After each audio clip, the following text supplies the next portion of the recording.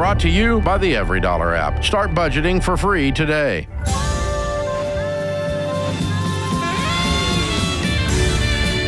Live from the headquarters of Ramsey Solutions, it's The Ramsey Show, where we help people build wealth, do work that they love, and create actual amazing relationships. I'm Dave Ramsey, your host. Number one best-selling author, Ramsey personality, George Kamel is my co-host today. He's also the co-host of Smart Money Happy Hour, a big hit on the Ramsey Network. You can check him out there, and we're here to help you guys. The phone number is 888-825-5225. Chuck is in Albany, New York. Hey, Chuck, what's up? Hey, good afternoon. How are you? Better than I deserve. How can I help? Looking for a little advice. So a lot has changed in the last 7 months. Recently, I found sobriety. I've been sober for 7 months. Good for you. Awesome. Lost 40 pounds. Wow. Started a whole new fitness thing. Wow. I'm 48, and, you start feeling your age a little bit. Mm-hmm. So, sure. In the light of sobriety, you also realize that finances haven't been managed very well. And so the wife and I are empty nesters, recently empty nesters. So we sold our house, bought a smaller house, about the same price. And now I have debt that I'm paying attention to. And I'm trying to be intentional about paying it off. We have a first and a second mortgage. I have a truck loan and 3 credit cards. Okay. Minus the mortgage, everything comes to about $50,473. I contribute 6% to a 401k, and that's it's building. But I'm wondering, is it too late to become a millionaire by the time I retire? No, you can still make it, and then some. You'll have even more than that. What's your household income? I bring home, household income is about $140. Excellent. What do you do for a living? I'm a paramedic. Okay, very good. Very good. And what did you kick, alcohol or what? Whiskey, yeah. Okay, all right. Specific alcohol, okay. Yeah, sorry. It's okay, it's good. In our days off, you learn to deal with trauma in unhealthy ways like most first responders do. And so just a cliche, but part of that debt was I hired a personal trainer. And I just put that on the credit card, which in my opinion, I didn't have the money to do it, but it also kicked off the path of sobriety.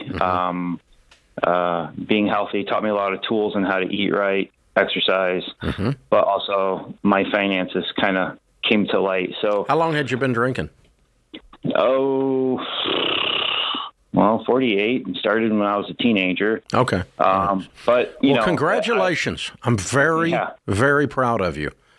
And you can do that. You can get out of some debt. We can help with that. Yeah, the 40 pounds and sober and now debt-free, your whole life is going to be changed. I'm so proud of you. You are taking control of everything, and that is a very healthy emotional place for you to be. Proactive, attacking all these different things. You're very detailed. You know exactly. You didn't say, 50 or 60. You said $50,432.22. I mean, you got it nailed down. All of this tells me you're game on, and we would love to help you. Okay, so let me give you some basics, and then I will also give you some tools. Okay. We teach a process that is very, very intense until you are debt free, except the house. So until you clear 50 grand, making 140. Okay, so 140 minus 50 is 90. Right? Okay, so that means I'm going to have you be debt free in a year or less, not counting your house. So okay. We're going to cut your lifestyle to nothing: beans and rice and beans. Okay. No eating out, no vacations. We're cleaning up the mess so that we can step into the bright new future away from the dark old past. Okay. And that's what I want you to do. So do you have any money in savings that's not retirement? Yes. How much? About $800. Okay. All right, good. So we break this down into baby steps. Let me walk you through them, and then I'll tell you how it works to you, and George and I will give you some input, okay? Baby step 1 is you save $1,000 as fast as you can. Okay. Now you got 800, so we got to get this month's budget. We're going to put 200 more in there. A little baby starter, not good enough, but a little bit of a place to start emergency fund, okay? Then right from there, we're going to stop your 401k temporarily. Even though there's a match, I don't care. I want complete focus on sobriety, physical condition, and debt freedom. Okay. Nothing else. Complete focus. And you and your wife are looking at this budget, and you are squeezing it until it screams, and you put everything you can find in the budget on your smallest debt while paying minimum payments on the other. I'm suspecting that your smallest debt's a credit card. Does that sound right? That's correct. Okay. So you list your debts, smallest to largest, pay minimum payments on everything but the little one, attack the little one with a vengeance. I need about $4,000 to $5,000 a month without the 401k being withheld and the proper amount withholding. Did you get a big tax refund last year? No, I had to pay. Okay, good. All right, let's leave it right where it is. I want you to plow into this as hard as you can. I need about $5,000 a month going towards debt. Okay. If you do that, you're going to be out of debt in 10 months. That's cool. That would be great. And can we fast forward? What happens after that? Once you have that emergency fund, you're going to go from investing 6% to 0%, but then back up to 15%. And I crunched the numbers for you. That's about $1,750 a month into those retirement accounts with no payments but a house payment. And what happens from, let's say you're 49 at that point, right? You're debt-free, investing at 15% at 49 to 67. That's $1,750 a month. If you never get a raise, you guys stay at 140 the rest of your life at a 10% return, you're going to be looking at $1 million in that nest egg. That's not even including what your home is worth. And that's no match. Do you get a match? Right. Yeah, 7%. Yeah. Yeah. So you'll get it. You'll have more than that. You'll have about $1.4 million. So you'll be a millionaire in no time. Okay. Basically, I just got to break the habits of what we're doing now. Exactly. It's resetting, just like you're eating, just like your alcohol intake. We're resetting your brain patterns, right? And so the budget with your wife becomes your accountability meeting, okay? And we're going to sit down. We both have this goal because your strongest, most powerful wealth-building tool is your income, and we can't give your income to a bank in the form of debt payments and get rich. So we got to stop it, okay? So we're going to plug you into a thing called Financial Peace University that's going to walk you and your wife right through this stuff. We're also going to plug you into an upgraded version of our financial app called Every Dollar, which helps you to get on a budget and then work those steps that we were talking about. Okay. Okay, and I'm so proud of you. We're going to give all that to you as our gift. Okay, we want to be part. We want to be part of your new sobriety and part of your new wonderful, bright, clean life that you're developing, and we'll help you with the financial part. You got the other two things on the run. I'm so proud of you. Well done. Keep it up, baby. Keep it up. That's cool. I love this story.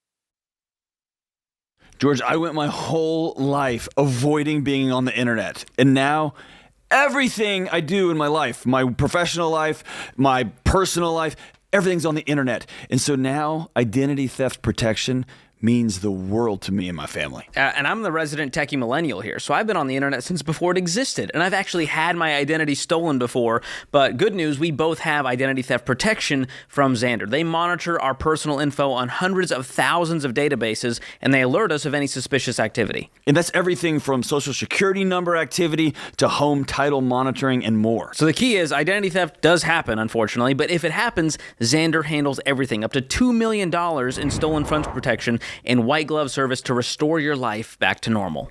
I don't understand how the internets work. I don't understand what's going on in this little cybery world. And that's what I'm so grateful for Xander. They've got me and my family's back. They've got you and your family's back. And it gives me one less thing to worry about, one less thing to be anxious about, and it lets me be a dad that sleeps at night. Yes, and all you got to do is go to Xander.com or call 800-356-4282 to protect your family with the most complete ID theft protection available. That's Xander.com.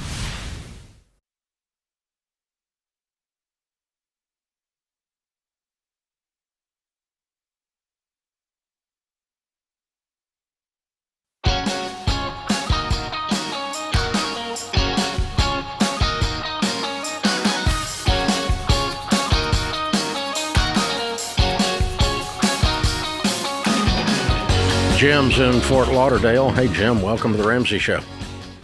Hey, good afternoon. My question to you is, I know exactly how you feel about car payments, having watched multiple episodes of your show. My wife and I are both retired.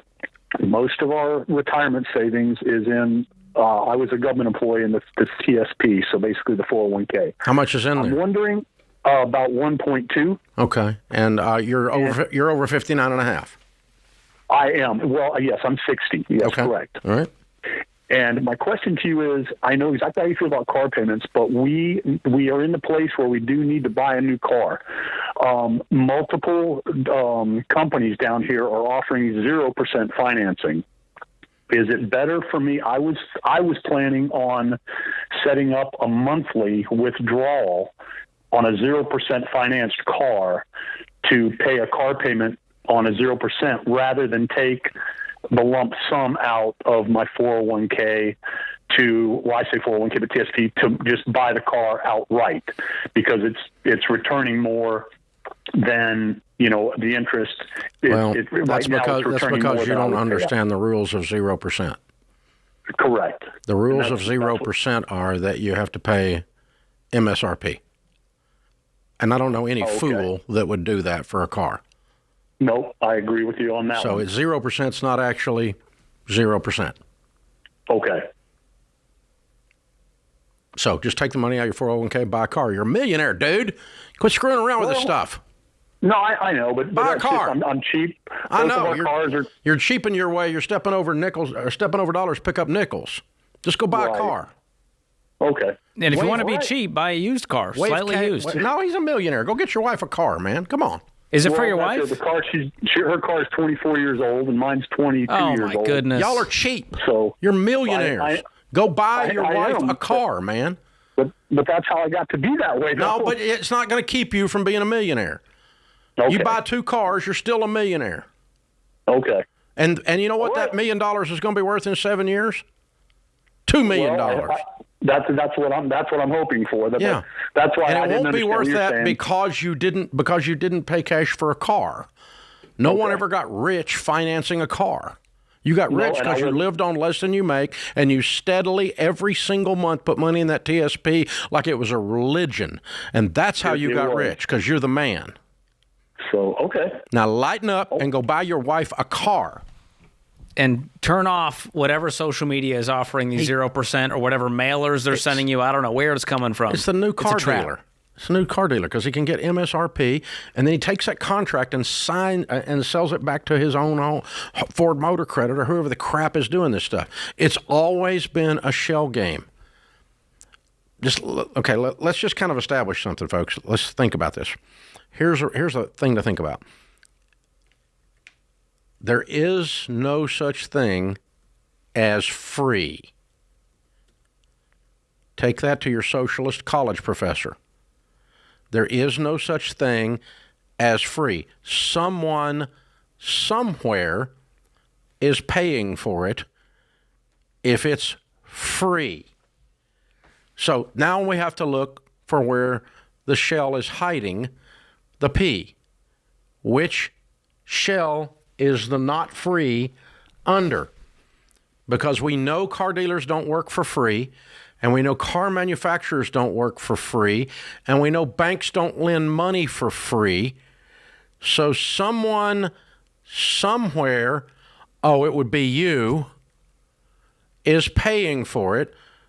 It's just like, okay, here's one for you. How about the zero down at Rooms There They Went? right? That's a different At the name. I like furniture that. store. 90 days, same as cash. No, it's not. 84% of those contracts do not pay off during the 90 days. They convert to rip-off storefront finance company, 38% interest payments after 90 days, 84% of the time. And in your arrogance, you think you're in the 16%. So did the other 84. There is no free. None. Nada. You don't get free. No such thing. And these dealerships, Dave, they've really turned into that. You get a car, but they're really a financing machine. That's what these dealerships have turned into, with just a car as a transaction. And so you've got to really watch out for these deals, because they'll offer it to you. You'll get in. They say, oh, you don't qualify, but hey, we can still get you in a Hyundai Sonata today. And so that you just get starry-eyed and sign the paperwork because you want to get out of there. So if you ever sit down with, and I have many, many times, and I've even got family in the business, sit down with a Chevy dealer, with a Ford dealer, Hyundai dealer, Honda dealer, okay, Lexus dealer. Here's what they're going to tell you. The margins on a new car that they make are horrible. They make almost no money on the sale of new cars. They don't. They make a lot more money if you will lease it with Ford Motor Credit, and they take the lease and they sell it back to Ford Motor Credit. On average, they make $1,700 or so on a new car sale. On average, they make $5,000 or $6,000 on the sale of the paper that you sign called a lease when they sell it back. They don't really care about the margin on the car. They care about two things. Did you finance it, and can they sell that paper for a profit? Because they'll make more on the sale of that paper than they will on the sale of the car. And two, can they get you to come back to the shop? Because the new car shop is the second highest profit margin on the lot. They make so stinking much money per square foot in the shop profit that it is unbelievable. The only square footage on the car lot that makes more is that little office with that guy back there with the little Poindexter thing on his head, and he's called the finance manager. And that little office makes all the money. Is that where they go when they say, I got to talk to the manager? Yeah. And they come back an hour later like, hey, and you know what? They don't come back and say, I got you a better price. They came back and say, I got you a better payment. Yep. Because rich people ask how much. Broke people ask how much down and how much a month. So you want to be rich people? Ask how much. Pay freaking cash. If you're a millionaire, you can buy a new car. You can afford to take the hit. Go get your wife a car. Pay cash. And see how much trouble it is to get them to sell you a car when you're not financing it. You have to beg them to sell you a car. They don't want to sell you a car. I got it. So I bought my wife's car in cash, and the finance office called me after the fact, said, hey, you're about to make a huge mistake. You should be financing this car. I just wanted to be like, hey, I don't know how to explain this to you. Just Google me. I don't know. I don't have time to fight you on this, but I'm not going to finance this vehicle today. Yeah, please Google George Kamel, Yes. Kamel with a K, and see what happens. I write a book just to help people avoid people like you. You don't want to deal with me today. Oh, but they're exhausting. That's the number one thing they're trying to do, is get you into a payment and get you to finance. This is how it works, boys and girls. And 0% is how they lure you into the van with the candy. That's what they're doing here. Oh, Poor Jim brutal metaphor. at 60 getting lured into the dealership. Come on in, son. We got 0% in the van. Come on. Yeah. No, thank you. Yeah, No stranger danger. The guy that I got on the phone last week, and he's like, yeah, I had a vanishing premium life insurance policy. Wow, what does that mean? It means it was free. It vanished. Where did it go? It means the agent had a top hat and a rabbit. That's amazing. A financial magician. So for 10 years, he paid triple what he would have had to pay normally. So that it So it vanished. was a prepaid, overpaid whole life policy for 10 years. And then they did him the favor after that of not collecting any more premiums. What a kind gesture. They are just there. It's vanished. It's whew. If you paid it all up front, after that, there were no payments. It vanished. Oh, my goodness. Kind of like the interest rate on my home. It vanished. I don't have one because I didn't borrow money. That's the way to do it right there. Let me help you with your refinance technique. Don't. Just pay it off. If you buy a car in cash, you make it vanish on day one. That's the way to do it. You want to be a magician. Best trick in the book. Oh, my goodness. Yeah. Henry Ford hated debt. That's the irony of this. J.C. Penney, it was nicknamed James Cash Penney. He hated debt. And they're one of the biggest credit card issuers. Isn't that the irony of this?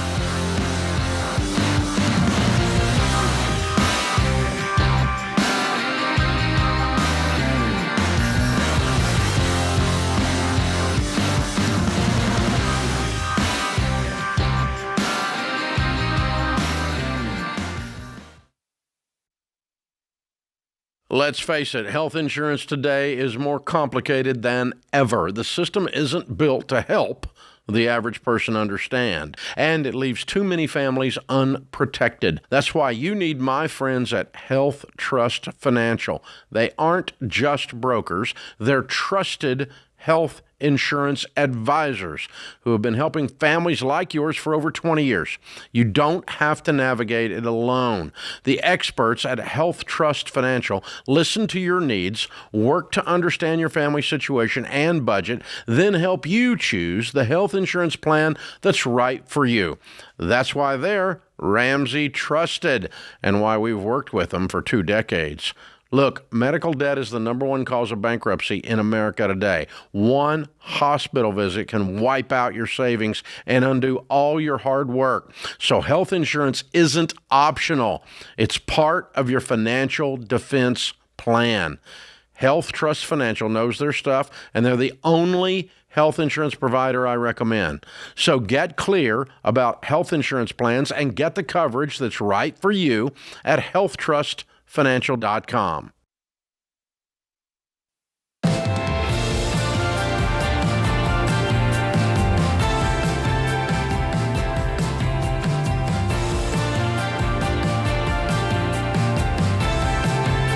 If you're tired of living paycheck to paycheck and feel like you can't get ahead, join one of our free Every Dollar trainings. There are new trainings every week this month, and they're hosted by one of our Ramsey personalities. You did one last week, right? That's right. I got another one coming up next week. Okay, cool. So jump on. They've been a lot of fun to interact with people. We have the chat. We can come on and answer your questions. They can jump in with a Q&A. It's kind of like a little bit of Ramsey show on top of the teaching. Except you don't have to go through a phone screener. That is the scary part for me. They just let them through, but they've been wonderful. Hey, we're going to show you how to stick to a budget, even find up to $9,000 in margin using every dollar so you can get out of debt, start building wealth. Go for free at RamseySolutions.com/webinar. James is in New York City. Hi, James. Welcome to the Ramsey Show. Thank you very much. And how are you guys doing? Better than we deserve. What's up in your world? Well, I've been better, but I'm doing fine. I just have a question for you guys. So I've been out of college for many years. I've paid off about $15,000, which was the entire loan that I was aware of. And recently, my parents just informed me that they had taken out a loan to assist me going to college for about $13,000, and they are now asking for me to be responsible of it. So it's a Parent Plus loan. Correct. In their name. Okay. When they took it out, was there any discussion back in the day when you were in college? No, I didn't know it existed. I thought it's because they were very honest with me, about college. I got FAFSA assistance. I got a lot of grants. I only went to a 4-year school for about 2 years. I went to a county college the first 2 years. So I really thought that was sort of it. I didn't really realize that they had taken out. So they took out a loan and didn't tell you anything about it at all. And yet Correct, they want you to be responsible for it. Yeah, they're asking for responsibility or at least help or assistance with it. Yeah. How many years ago was this? I graduated about 9 years ago. So for a decade, they've been making just minimum payments on it? Well, so on top of the $13,000, there's $4,000 accrued in interest. So it's totaling out to around 17. So they now. took out a loan and they didn't pay on it for a decade.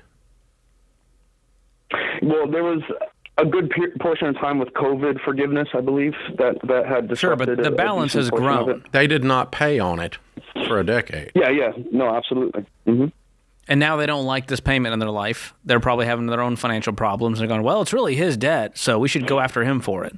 Except it's not, because it's in their name, not yours. So legally, it's their responsibility. Oh, there's no question about the legal part.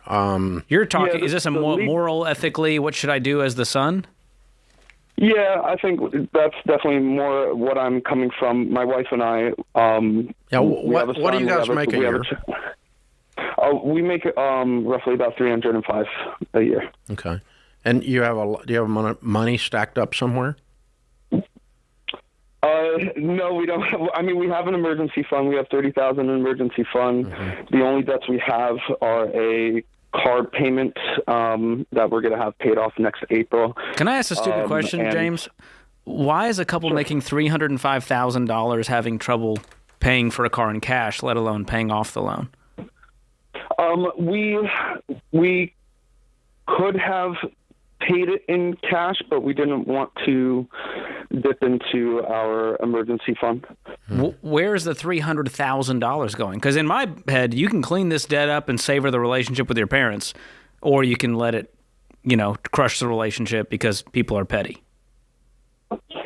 Yeah, that's sort of where that's what I'm getting to. Okay, what George is saying is you suck at handling $305,000. We can't figure out what you're doing with it. Yeah, this is a sidebar, but it's connected to the first problem, because you could clean this up in 2 months and pay them and say, hey, listen, this really isn't mine legally to pay, but I love you guys. I appreciate what you've done for me. This didn't go down how we thought it would. Here's your money. Pay it off. Or even better yet, apply it directly to the loan. We have received, recent promotions within the last year with our family. Okay. So here's what I would do, James. The entire time. Here's what I would do. Okay. I would commit to getting control of my money so that my home does not look like your father's home. You want to work this hard and make this kind of money, and you want to have something to show for it. That includes paying off your car immediately. And I probably, given the disparity in income, the fact that you guys make this much money, I'm probably going to reach over there and just pay that other loan off. But I do think it is completely fair for you to not do that as well, if you choose not to. Okay. Because it's not fair that you come up to someone a decade later, tell them something that they didn't even know existed, that they did not agree to, and ask them to pay something from a decade earlier. That's ridiculous. If I had done that, I would have too much honor and pride to tell my kid they had to pay it. I would have gone and delivered pizzas to pay it rather than ask you to pay it. This is not morally right, what your parents are asking you to do. It's maddening and it's frustrating. The only good news is it's a tiny amount of money. Sure. That's the only good news in the story. If it was $130,000, I'm probably just telling them, sorry guys, you signed up for this crap and you didn't tell anybody. If you had promised them when you were 19 years old and going to school, yeah, Mom, y'all take out this loan. When I get out, I'll pay it back. It's in their name. You're not legally responsible, but you handshaked. You be morally responsible. I'd be telling you to write a check and shut up. You're whining. But they didn't tell you a stinking thing about it. And that is morally wrong. They should not have done that. You have a right to be angry about that. And so does your wife, because she's getting drug into this too. And then on top of that, you guys make so stinking much money now, maybe they're recent raises, but I really want y'all to get control of your money so that it's not an issue either way. So if I'm you, I'm paying this loan off, and in one, just write a check today just to get rid of it. And if you want to have a little sit down with your dad and go, Dad, this is not cool.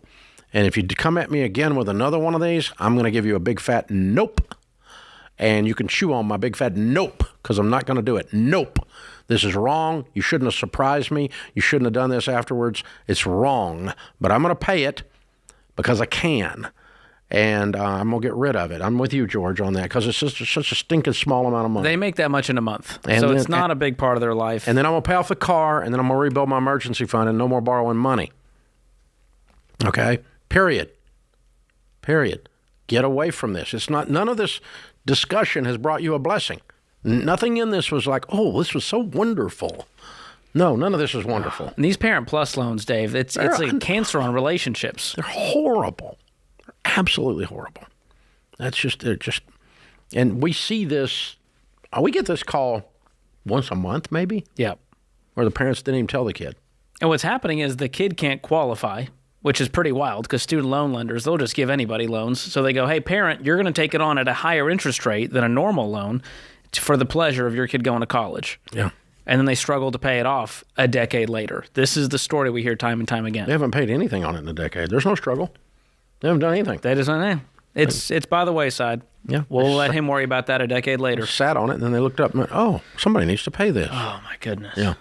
So moms and dads, this is the problem when everyone goes, student loans don't have the student loan is the ultimate emotionally kicking the can down the road.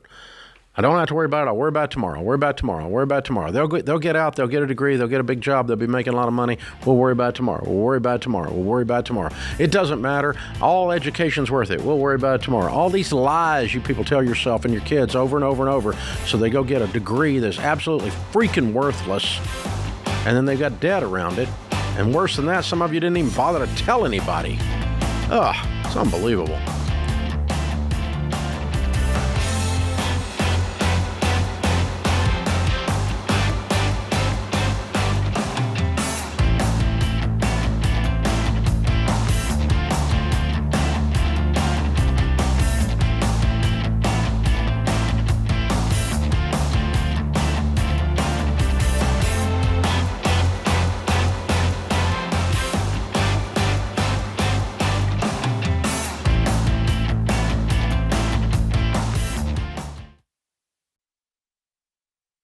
Okay, Rachel, the internet officially knows too much about all of us. So much, George. I mean, our names, our addresses, even our relatives' names. And what's crazy is even if you opt out, data broker websites can still get your info. Don't like that. No. And just a year ago, get this, the average person had about 300 pieces of personal data floating around online. Now it's over 600. It has doubled in a year. You guys, that is so concerning because that info then can be used in phishing scams, impersonation, and even harassment. So that's why George and I both use and love Delete Me. Yes, Delete Me scrubs your personal info from hundreds of these data broker sites, not just once, but all year long. And there's real privacy experts behind the scenes doing this, not bots. So this is digital hygiene we all need. We all need it. And then they will send you a detailed report showing exactly where they found your data and what they removed. And you can even request custom removals if you have something specific you want them to look out for. Exactly. And this is not being paranoid. This is staying protected. And so far, Delete Me has removed my info from 240 listings and saved me 94 hours of time it would have taken me to do it. I love it. And you guys, in a world where strangers can Google your grandma and get enough info to scam her in just 2 clicks, Delete Me gives you peace of mind. Yes, so go to joindeleteme.com/Ramsey for 20% off. And that discount brings their annual plans down to about $9 a month. So go check it out, joindeleteme.com/Ramsey.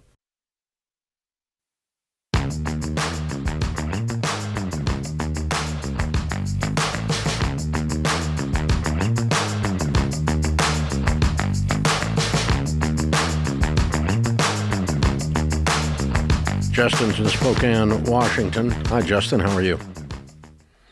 Hey, gentlemen. How are you all doing today? Better than we deserve. What's up? Well, I can't complain too much, even though I'm going to complain a little bit here. Ultimately, I believe I was misled and taken advantage of by a financial advising group. I'm only out 15 to 20K because of their quote-unquote advice. I can go into as little or as much details as you like, but I was actually listening to your show about how terrible whole life insurance policies are, and made me think about the one that my financial advisors got me in.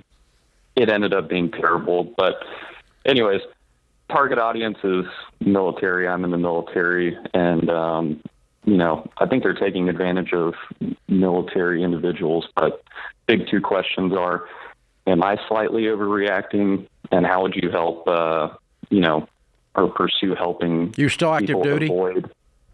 I am. Good. Thank you for your service. Take it to Jag. So I did do that. And ultimately, they said, yeah, they broke fiduciary responsibility, but it's not worth enough to take it to court or anything like that. But you said they're doing this to a lot of other people too, right? What's that? They've done this to a lot of other people. Well, so here's the thing. I don't necessarily think people are realizing that they're being taken advantage of, because, when I first got with them, I was young. I mean, I guess I still am young, but, financial advisors are supposed to provide you with the best course of action. Okay, these are not financial advisors. These are insurance agents. Ultimately, sure, yeah, and no, that's not ultimately. That's really all they are.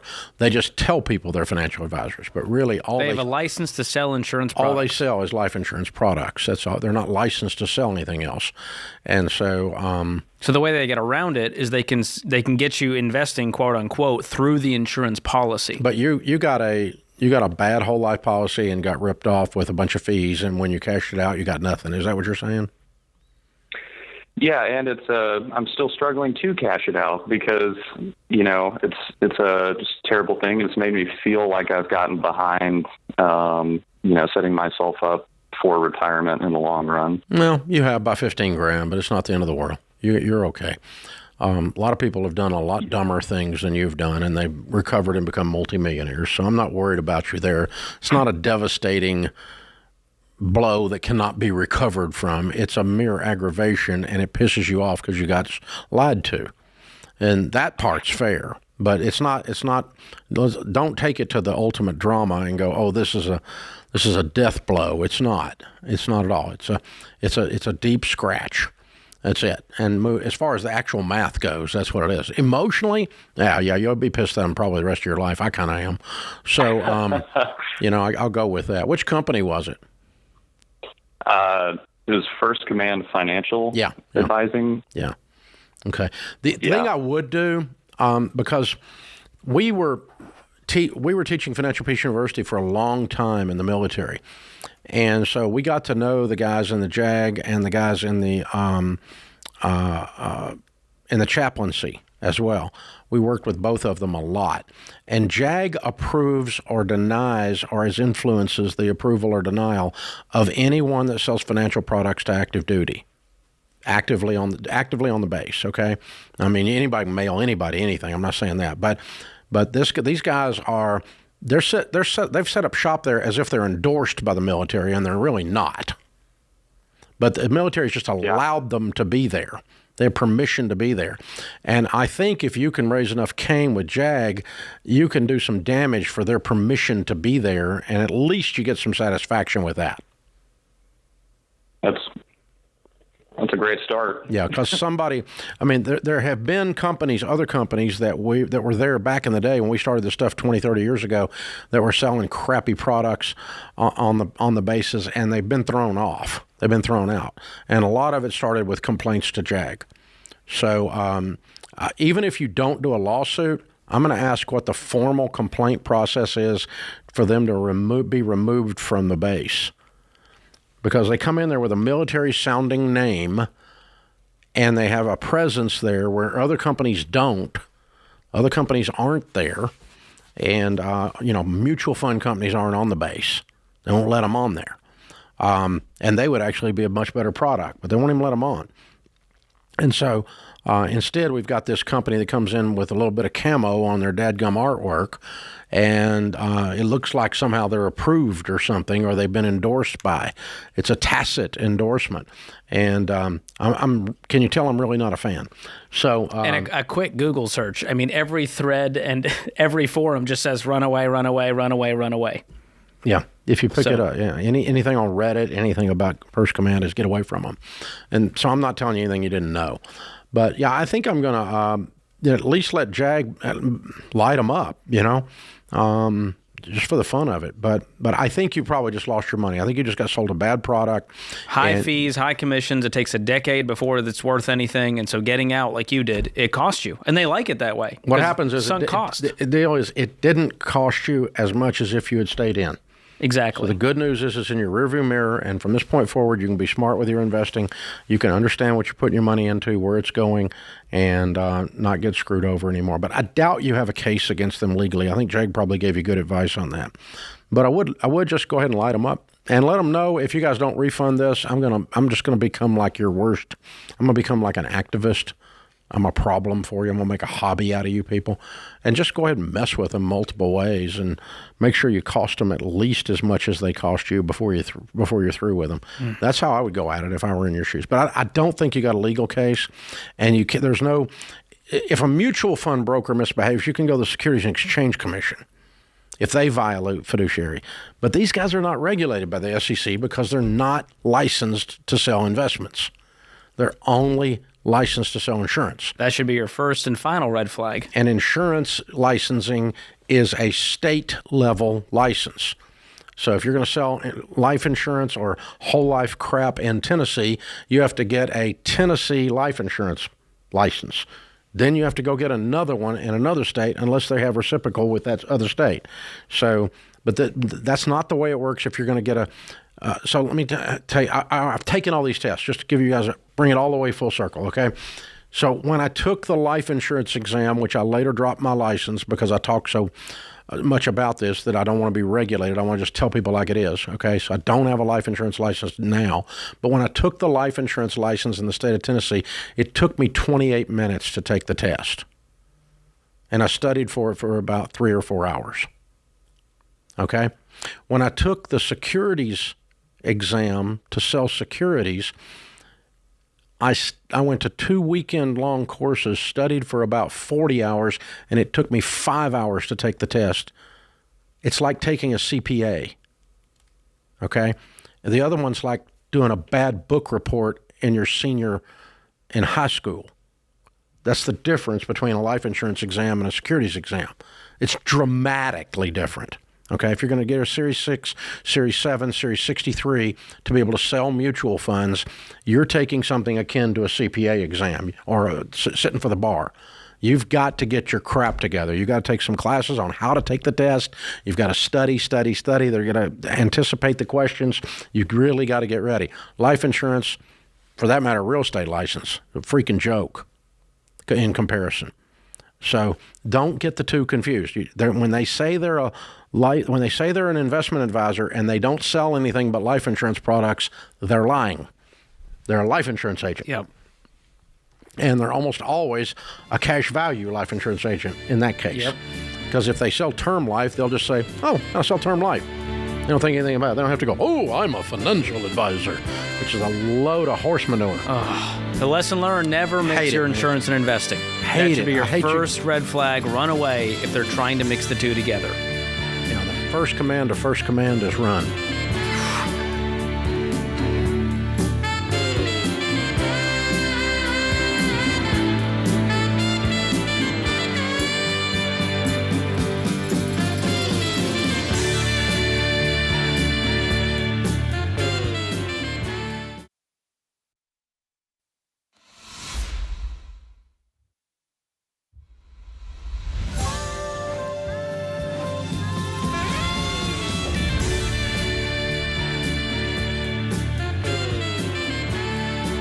Live from the headquarters of Ramsey Solutions, it's The Ramsey Show, where we help people build wealth, do work that they love, and create actual amazing relationships. I'm Dave Ramsey, your host. George Kamel, Ramsey personality, #1 best-selling author, host of The George Kamel Show, one of our hits on the YouTube Ramsey Network. Be sure and check it all out. He's my co-host today. Open phones at 888-825-5225. Tiffany is in Salt Lake City. Hi, Tiffany. How are you? Hi, Dave. I'm great. An honor to speak to you. You too. How can we help? Thank you. I just have a pretty simple question, and I feel like it should be a simple answer, but it's got me baffled. So I am working on baby step number 2. Mm-hmm. The bottom of my pile is my student loan, because that's the biggest. Mm-hmm. But I have just realized that I am on the extended repayment plan, which means that my monthly payment is not even covering the interest. So each month my balance goes up. Total due, yes. And so do I want to continue that while I work on my other debts, or do I need to raise that up so it doesn't continue to increase? Doesn't matter. You're going to get out of debt exactly the same time, regardless of which you do. I personally would let it ride the way it is. How much total debt have you got, not counting your house? About 127. Okay. And how much of that student loans? 94 between mine and my husband's. Okay. And your household income is what?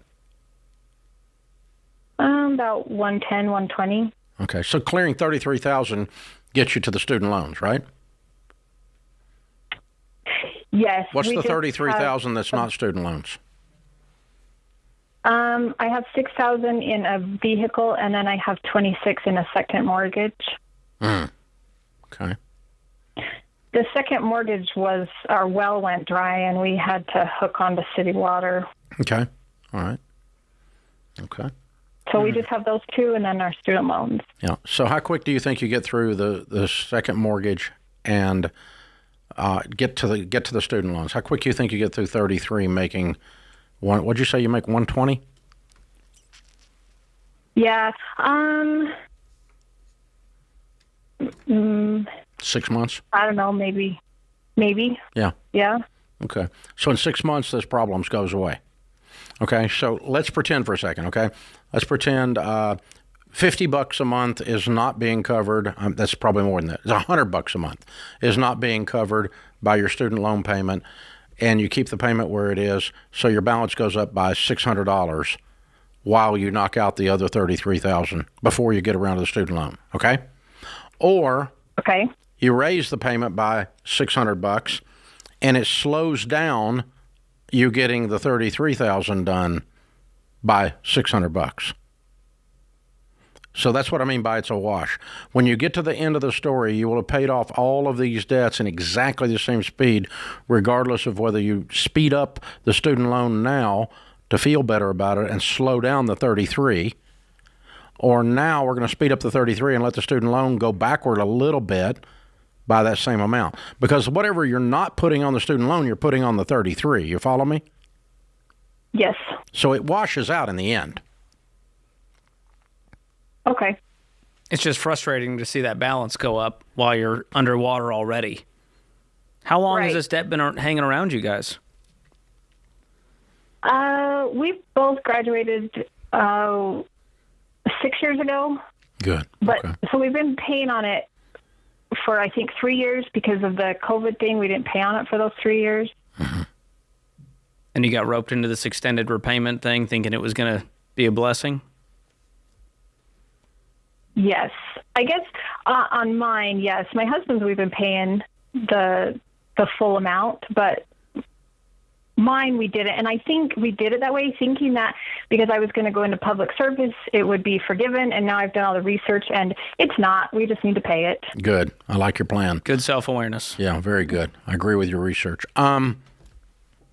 How much of this 120, or how much of the 90 is you, and how much is your husband's? His is 43 and mine's 51. Okay, not much difference. Are they any of them broken up into smaller loans, or is it two simple loans? Yeah, they're both, I think we both have 12 smaller loans that make up that total. So six each or 12 each? 12 each. Wow. Okay. All right. So that's going to be fun. That's going to really make the snowball sing. Because you're going to get to have this emotional feedback, psychological feedback of knocking out one, knocking out one, knocking out one, knocking out one. I mean, crap, if we break it down that way, it's smaller than, no longer is your second mortgage is now your largest debt. Right. I think I put it at the back. Yeah. So, okay, that was my other question then. Yeah, I treat those little loans like individual loans because they are. Okay. And then knock one out, and then knock another one out, and then knock another one out. And that solves the problem even faster, because then we've only got the one little debt to get rid of. before we get into the student loan debts. What's your smallest student loan debt of the 24? 600. Oh God, see that's like gone tomorrow. That's your first one. Just get it paid off. And reset your debt snowball, treating each of these 24 loans as individual loans. Okay. How are you guys keeping track of all this right now? With paper and pencil. Gross. How about we get you every dollar and get you hooked up there? It'll list out your debts, smallest to largest, for you, help you keep track of it, and help you take control of all that money you have coming in from that 120, help you clean this up faster. So hang on the line. We'll gift that to you so that you and your husband can have full accountability, transparency in your pocket wherever you go. Yeah, the Every Dollar financial app is going to walk you through. It'll put you on a budget and help you walk the steps exactly like we're talking about here, like George is saying. So we'll give that to you as our gift. Hang on. Wow, very cool. That's overwhelming. Just looking at a piece of paper going, here's 48 debts I'm looking at. That's a lot. You know what, though? She's going to be okay. You know how I know? She knew her numbers. She knew exactly where she was. Well, I think it was somewhere in the 40 or 50. No, she got knew exactly down to the penny. You know, the secret weapon is Tiffany. That's the secret weapon in this conversation. She's her own secret weapon. So she's got it on paper and pencil, but she's got it down more than 99% of America has it down. Mm. She's got it dialed in. She's going to be okay because she's in attack mode. She's already looked in the financial mirror and knows exactly what is to be expected. And this is the same person who looked at the all the bull crap on the internet about debt forgiveness on student loans and was able to read bull crap. Mm. She could see it right there between the lines. It says bull crap when you look at it. And she saw it right there. She's that self-aware. She's that dialed in. She didn't call me up and go, I'm waiting on Biden. Oh, wait, Biden's gone. Yeah. Yeah, the new administration, they're not playing nice with these debts. They're like, hey, everyone's going to pay the stuff they signed up for. You just told me, I didn't know this. Big, beautiful bill did away with Parent Plus loans. They're getting rid of the federal Parent Plus, all the grad loans that they were handing out.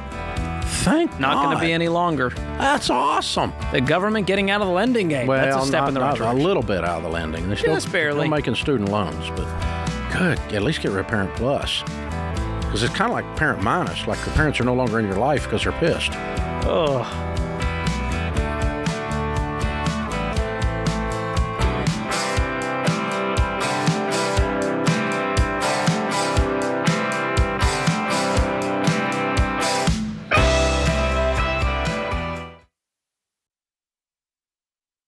These days, business as usual is anything but. Tariffs make trade policy a moving target, supply chains are squeezed, and cash flow is probably tighter than ever. So if your business can't adapt in real time, you're in a world of hurt.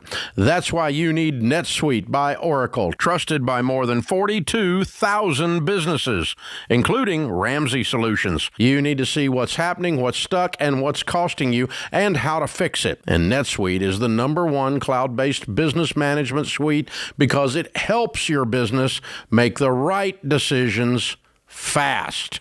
It brings accounting, financial management, inventory, and HR into one place so you're not left shuffling a dozen different spreadsheets. That gives you the visibility you need to make quick decisions based on actionable data. And NetSuite AI automates everyday tasks so your team can focus on strategy. It's one system for full control and no guesswork to tame the chaos. And right now, if you're leading a business doing more than $1 million in annual revenue, download NetSuite's free ebook, Navigating Global Trade, 3 Insights for Leaders at netsuite.com/Ramsey. That's netsuite.com/Ramsey.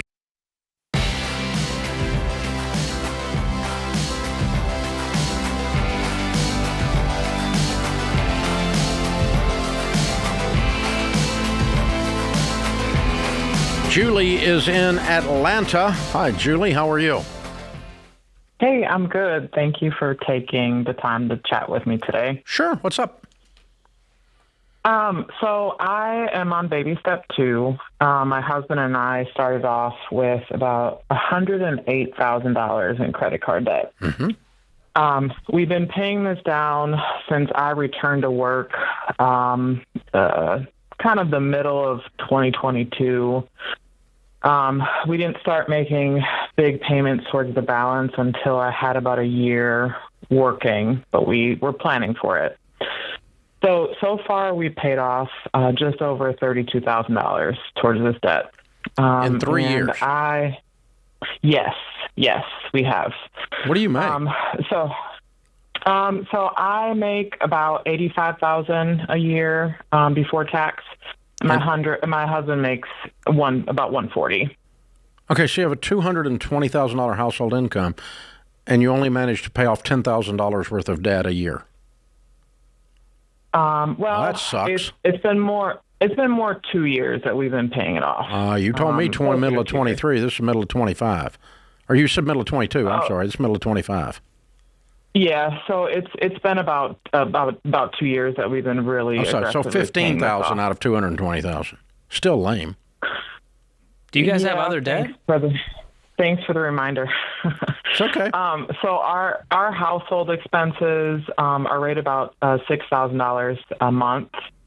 And with our take-home pay, we're rated about $10,000. We're investing for retirement, and we have that. Well, there's one problem. Yeah. Okay, so here's what's happening. You're borrowing on credit cards to invest in retirement.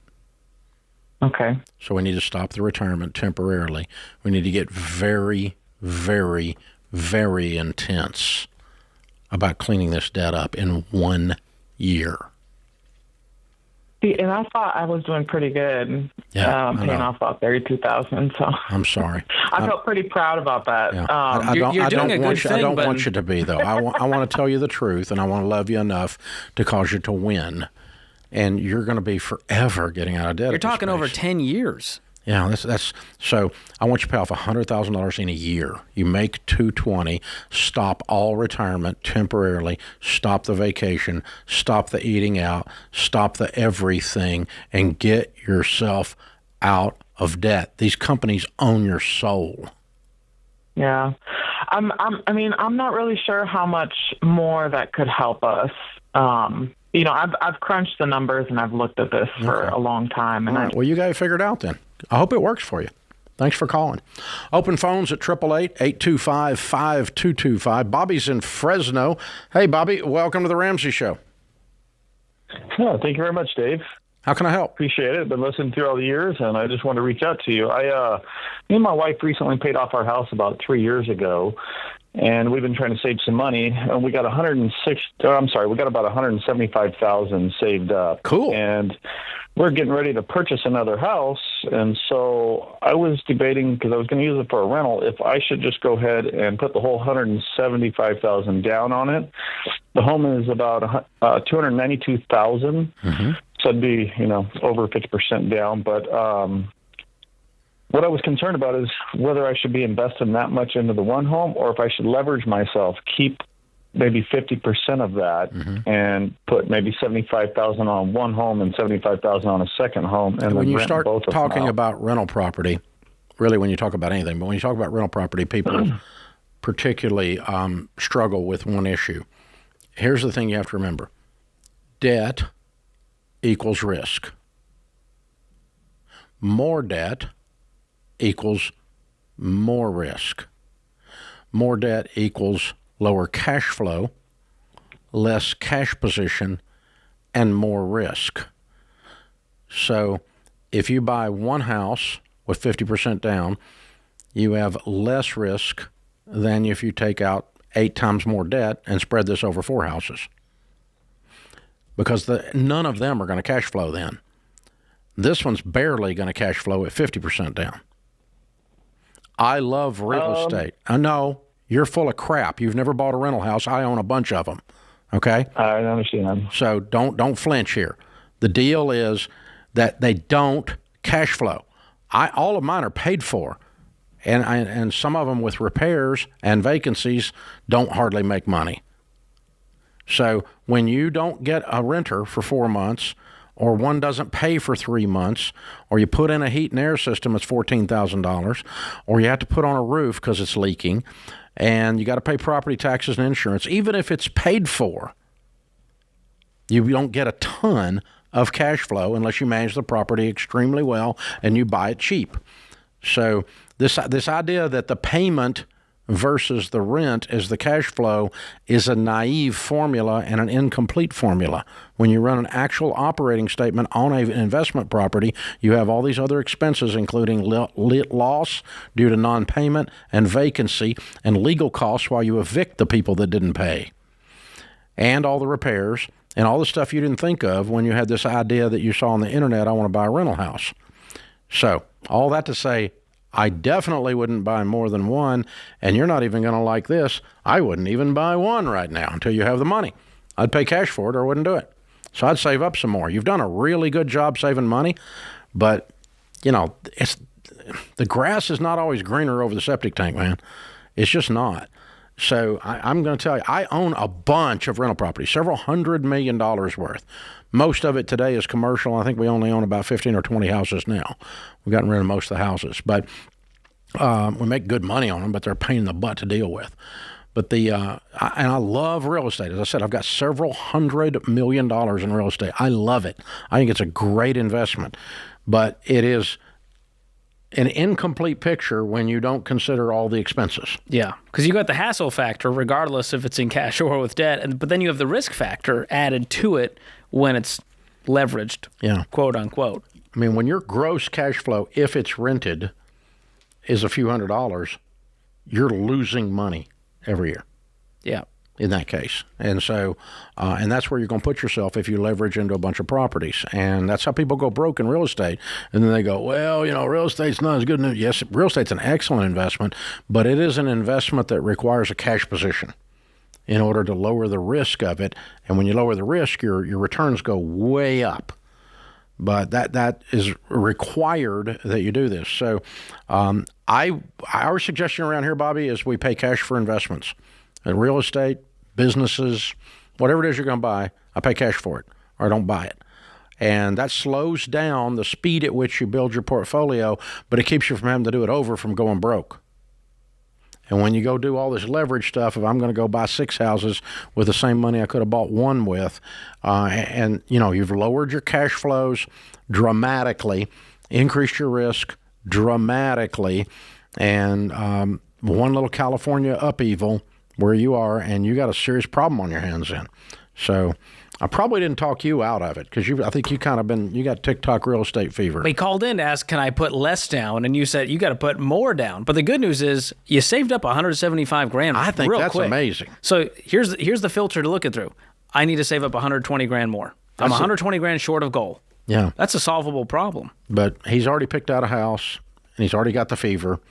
So I doubt I'm talking him out of the tree. He's already seeing real estate mogul in his future. I'm talking to the rest of the people listening right now. Oh, man. Maybe get one of them out of the tree. But these guys get up in the tree, you can't get them out. But I hope, Bobby, you'll wait. If I could convince you that I love you and I want you to win and I want you to own real estate, and I think you did really good getting to 175, and I could convince you that if you'll go slower, you'll have a much greater rate of return over the long haul.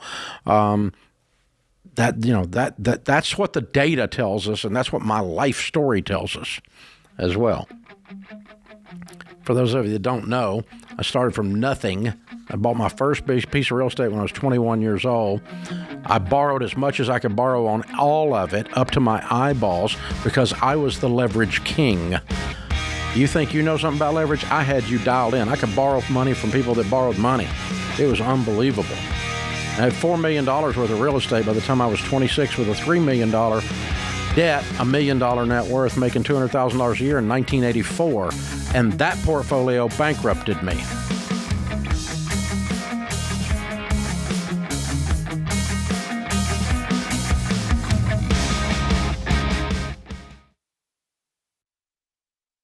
I get it. Switching banks is a pain in the you-know-what. But if your bank doesn't line up with your money goals, it's time to make the switch to Fairwinds Credit Union. Listen, you guys know how I feel about big banks. They make money when you stay broke, charging you overdraft fees, pushing credit cards, and telling you debt is normal. And that's why I only work with folks who help you, not just profit off of you. Fair Winds is different. They're owned by their members. They're nonprofit, and they share our values. They even advertise with billboards saying they want their members to be debt-free.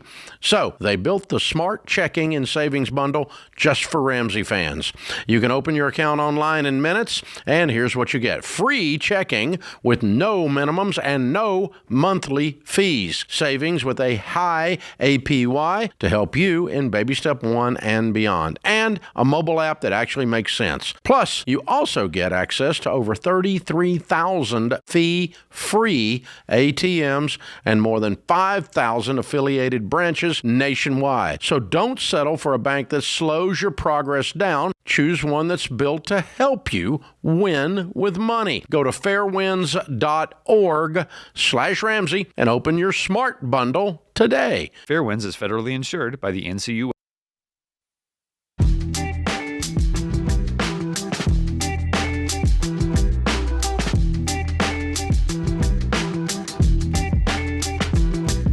Ramsey Show question of the day is brought to you by Why Refi. When the payments on your defaulted private student loan is as much as some mortgages, hard to get ahead. That's when Why Refi can help. Refinancing to a lower fixed rate built-in loan just for you, custom built for you. Find out more at whyrefi.com/Ramsey. That's the letter Y, REFY.com/Ramsey. Might not be in all states. Today's question comes from Tyrone in Ohio. My grandfather supported a family of 6 from the 1950s to the 70s. He bought a new house, had a new car, and lived comfortably, all while working as a grocery store clerk. That same lifestyle today would be considered impossible on that income.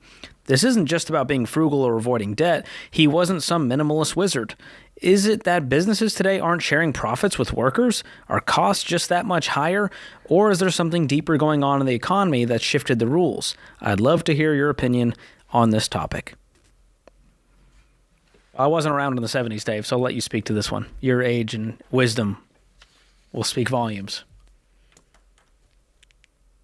That's just me pushing I'm supposed to answer after that introduction. I didn't say you were a dinosaur. I was just saying I wasn't around. I can't speak to what things were like back then. Well, so Tyrone, number one, regardless of what happened to your grandfather, you live today. You are not the victim of an evil system. There are plenty of people in America prospering today. You can start and run a business or an idea faster and more profitably today than at any time in human history if you live in the United States of America. When your grandfather was a grocery store clerk, if you wanted groceries, you generally went to the backyard and picked them. You didn't go to the grocery store.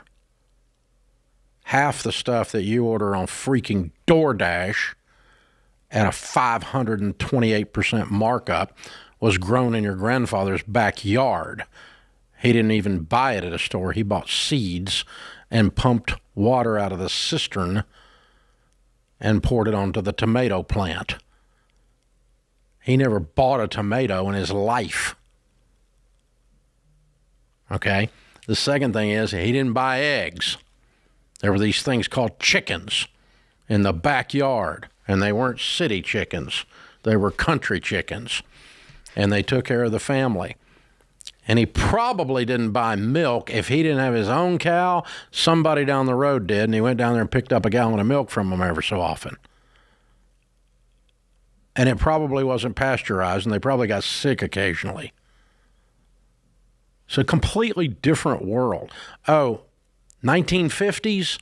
I'm not sure what percentage of Americans had indoor plumbing, but it wasn't huge. And the Wi-Fi was terrible. My grandparents, when I went to visit them, one set had indoor plumbing, one set did not when I was a kid in the 1960s. Okay? Even up into the 70s with one set. So it's a little different world that you're comparing to. So I'm sorry, but I'm not buying the underlying victim BS, passive-aggressive anarchy that your pot-smoking philosophy professor at college told you that things are unfair. Let me tell you where the fair is. It's where the tilt-a-whirl is and the cotton candy. That's where fair is. You live in today's world, so you get to go make your way in today's world. By the way, your grandfather drove a car that did not have air conditioning, did not have disc brakes, sure as crap didn't have an airbag unless his mother-in-law was sitting next to him. Okay? And so there was nothing. Gas was 12 cents a gallon. Okay? And so the cars didn't cost anything because they were a piece of crap. I have this fabulous 1960 rebuilt frame-up Corvette. I also have a new one. The new one's a lot better. It's not as cute. It doesn't get as many winks from old ladies at a stoplight, but it is a far superior vehicle with a lot more expensive technology on it and cost a lot more than a 1960 Corvette. And by the way, a Corvette was an expensive car in 1960. Your grandpa wasn't driving one if he's a store clerk. He was driving a Chevy. Maybe. And a used one. And the house he lived in, son, didn't have air conditioning, probably didn't have indoor plumbing, had probably recently gotten electricity, and was on average 980 square feet. The house I grew up in, I was born in 1960, until we left at 16 years old, was 1,000 square foot with an unfinished basement. So you're not comparing apples to apples to get your little anarchy equation going. There must be some systemic evil system where the corporations are keeping all the money and the little man can't get ahead. Bull crap in your email. It's just absolute. The problem with it, man, for me making fun of you, the problem is that you believe this stuff, and so you sit on your hands instead of going and be somebody. Don't sit on your hands and blame other people that you're a victim. You ain't a freaking victim, dude. Your quality of life, your standard of living is 100 times your grandfather's. And that's if you're a poor person. So what you do is you get up off your butt and you quit ordering DoorDash for everything. If you want to grow your own vegetables and move out the country and dig you a latrine, you can do that, dude. You probably get you an outhouse kit on Amazon and get going. I mean, you can do this stuff. So, you know, homesteading or whatever you want to call this stuff, right? And so you get after it, but that's not there's no big conspiracy. You can go out there. I meet young people in their 20s and 30s making more money than I ever dreamed I would make. The number of callers around here that make the household income, two people make $200,000, is astronomical. Almost every day we talk to most of our callers. Got a bunch on this show, 200,000, 300,000. When I started this show, man, if I got anybody over 100,000 household income calling in here, I was shocked. I thought I had rich people on the phone. And now most of your household incomes are up over that. So this comparison to, well, you baby boomers, you bought your house with a basket of strawberries. Oh, bull crap. You wouldn't live in that house, you entitled snowflake. Good God. It just, you wouldn't even live there. You'd be going, well, I think we need to renovate this. I bought a fixer-upper. No, honey, that's how we grew up. You know what was in my living room until I was 13 years old from the time I was 0? What's that? Nothing. No furniture. No living room. You were doing minimalism furniture. Before it was cool. 13 years old, we bought our first set of living room furniture. Wow. Okay, and we weren't poor people. We were middle class. Man. Well, the crazy part, they didn't even have remote work back then. They didn't even have remotes. All they had was work. No, they had a remote. Daddy said, get up and change the channel. A human remote control. He'd get your butt up and change the channel. I want to see what Walter Cronkite'd say instead of David Brinkley. That's how they kept the kids in shape back then.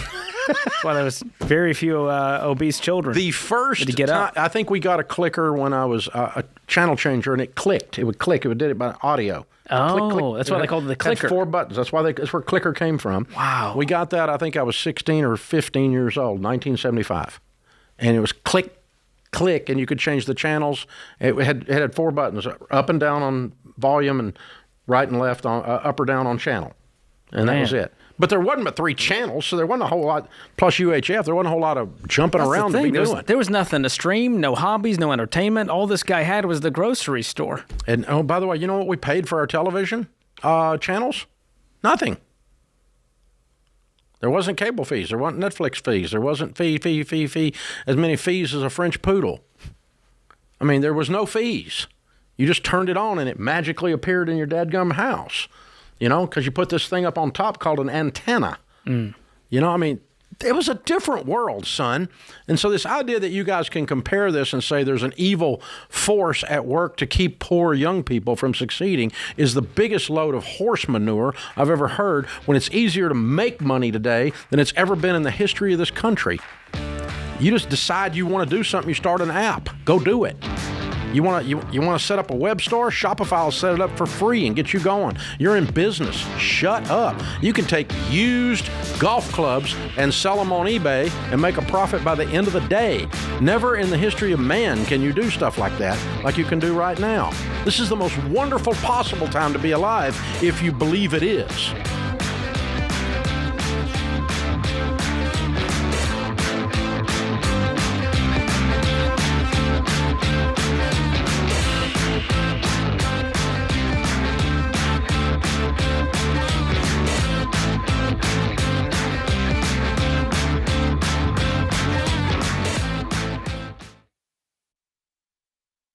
You know what makes a summer party great?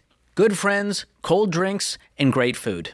But you know what can bring the party down? Spending way too much money to make it all happen. And that's why I get my summertime grocery hauls at Aldi. They've got USDA choice meats, fresh organic produce, and all the stuff you need for an epic or low-key backyard barbecue without breaking the bank. There's no better feeling than good eats at low prices. So stop paying more and shop at Aldi, where they have the lowest prices of any national grocery store. Find a store near you at aldi.us. That's ALDI.us.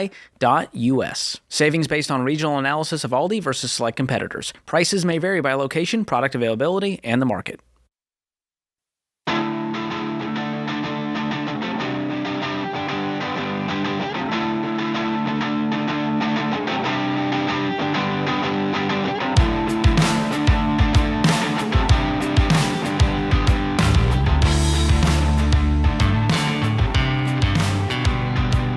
Grace is with us in Nashville. Hi, Grace. Welcome to the Ramsey Show. Hi. Thank you so much for taking my call today. Sure. What's up? So we just moved here to the Nashville area about 4 months ago. My husband is making $140 per year. Wonderful. I'm making $39. Yeah, thank you. Very grateful. $39 per hour for me. We have 2 kids that are in full-time daycare. Currently, per week, it's $600. And I just moved everyone over to my benefits, so insurance. So I've got 4 on there, and it dropped my paycheck biweekly pretty significantly. So I'm taking home $900 biweekly. Mm-hmm. So my question for you, and hopefully this should help other working moms and parents out there, is should I try to find supplemental income to cover the fact that I'm making less than what daycare costs per week? Or should I... Well, you put all the family's insurance on your tab, right? Correct, because I work in healthcare, so my insurance is pretty good. Okay. So, I mean, if you are not working because you're not making net money, then the insurance would have to be on your husband's tab, right? Correct, yes. Okay. So what does insurance cost? Four individuals, 2 kids, 2 adults, dental, vision, and health. With an HSA, it's $630. Yeah. Dental and vision aren't worth the money usually. Usually don't even break even on them. Yeah. Are you guys debt free? Right. We currently have $6,000 on credit card due to unforeseen vet bills and some dental work that we had to have done. And my husband's dental insurance wasn't the best, so that's another motivation to. So how much total debt? Total right now is $6,205. Okay, and what do you do? I'm a physical therapy assistant. Okay, so you're making what, $40,000? You said 40 an hour? That's closer to 80 at that point, right? 39 an hour. Okay. Yeah, 39 an hour. Yeah. So you're making $80,000 and you're coming home with $48,000. Insurance is not causing that. It's $600. $600 is only $7,200 a year. Are you investing as well out of this paycheck? I am. That's part of it. How much are you investing? What percentage? They're matching. I'm so sorry, I don't have that number in front of me. That's okay. There might be a few $100 there, but it just still seems like something's off with this take-home pay. But either way, you got to look at the household income when you make this decision. Your husband makes $140. Even with the money you're making, the daycare cost. $80. You make $220 a year. Yeah, so out of the, you're bringing home probably $12K a month. So paying $2,400 for daycare, it's not fun, but that's not tanking you. Yeah, George is right. When you put all the income together, we don't worry about the fact that you don't take home enough for daycare, unless there's something we need to figure out in what you're purchasing out of your check that needs to stop. That's a possibility. But if you're having too much withheld to where you're causing a refund, we don't want to do that. If you're buying insurance that's not needed, we don't want to do that. Or insurance is not a good deal, we don't want to do that. The HSA is a good plan usually, but if you're making $80,000. An $800 daycare bill does not make you not work. Right. Other stuff combined with it, and if you pull it all and put it all on your ticket and your husband's money's all free and clear instead of lumping them all together and running it as a household, it makes it look like that you're broke, but you're not broke. If you guys made 70 and your portion was 30, then I'd say, okay, maybe we should look at pausing daycare and you stay home at $2,400 a month. But I'm not seeing that. This is not the solution to the problem. I'm sorry, it's $800 a week. You said $600 a week? Daycare. $600. Okay, so $2,400 a month. Oh, I did it $600 a month. I goofed. My bad. Yeah. Okay, so it's not $7,200. Yeah. It's way off. Okay, I'm sorry. My bad. Yeah. But no, still. it's okay. And I think too. Oh, sorry. Go ahead. That's okay. Go ahead. I think the biggest shock for me was just seeing that pretty big decrease from my paycheck, once the whole family went on my insurance. So maybe. Yeah, but the thing is, that's not a net. If you quit and come home, you've still got that expense. It's just over on your husband's. And it might be more. Yeah. We don't know. Right. And we already were on his insurance when we first moved here before I got the job. And his insurance, in comparison and what it covers and the copays and everything, mine's better. Okay, so here's the way we run the formula. Do you come home mathematically? There's other considerations than math.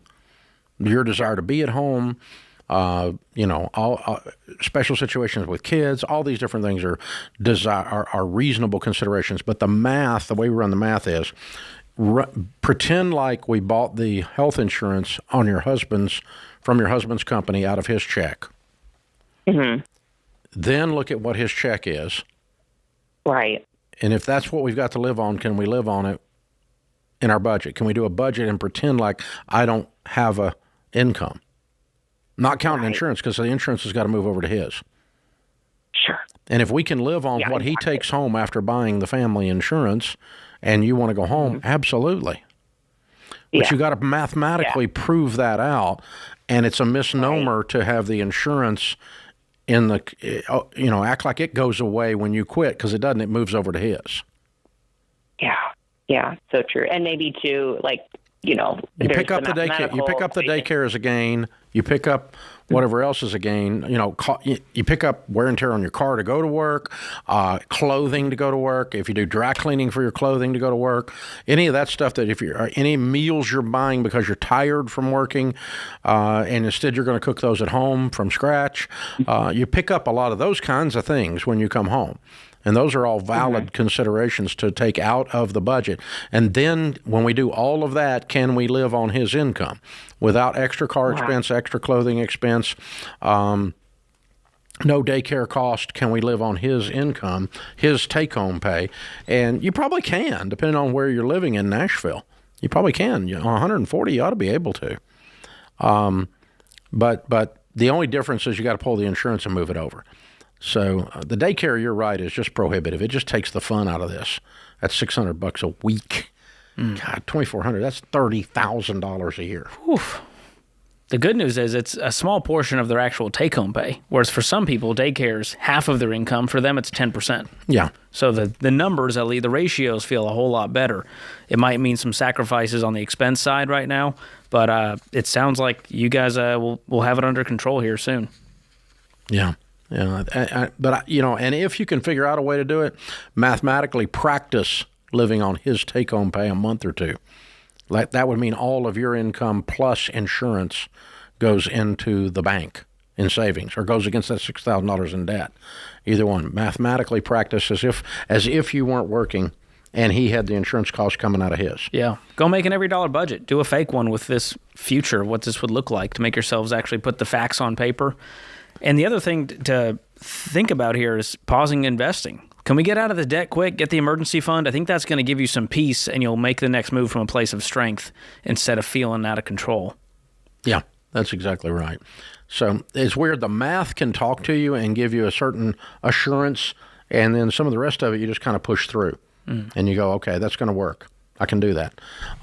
Because in most dual household incomes, there is a certain amount of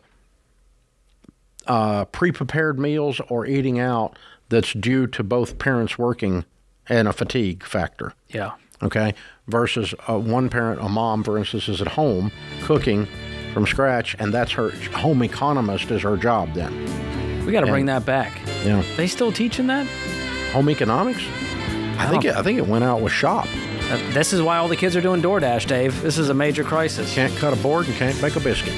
I'm just saying.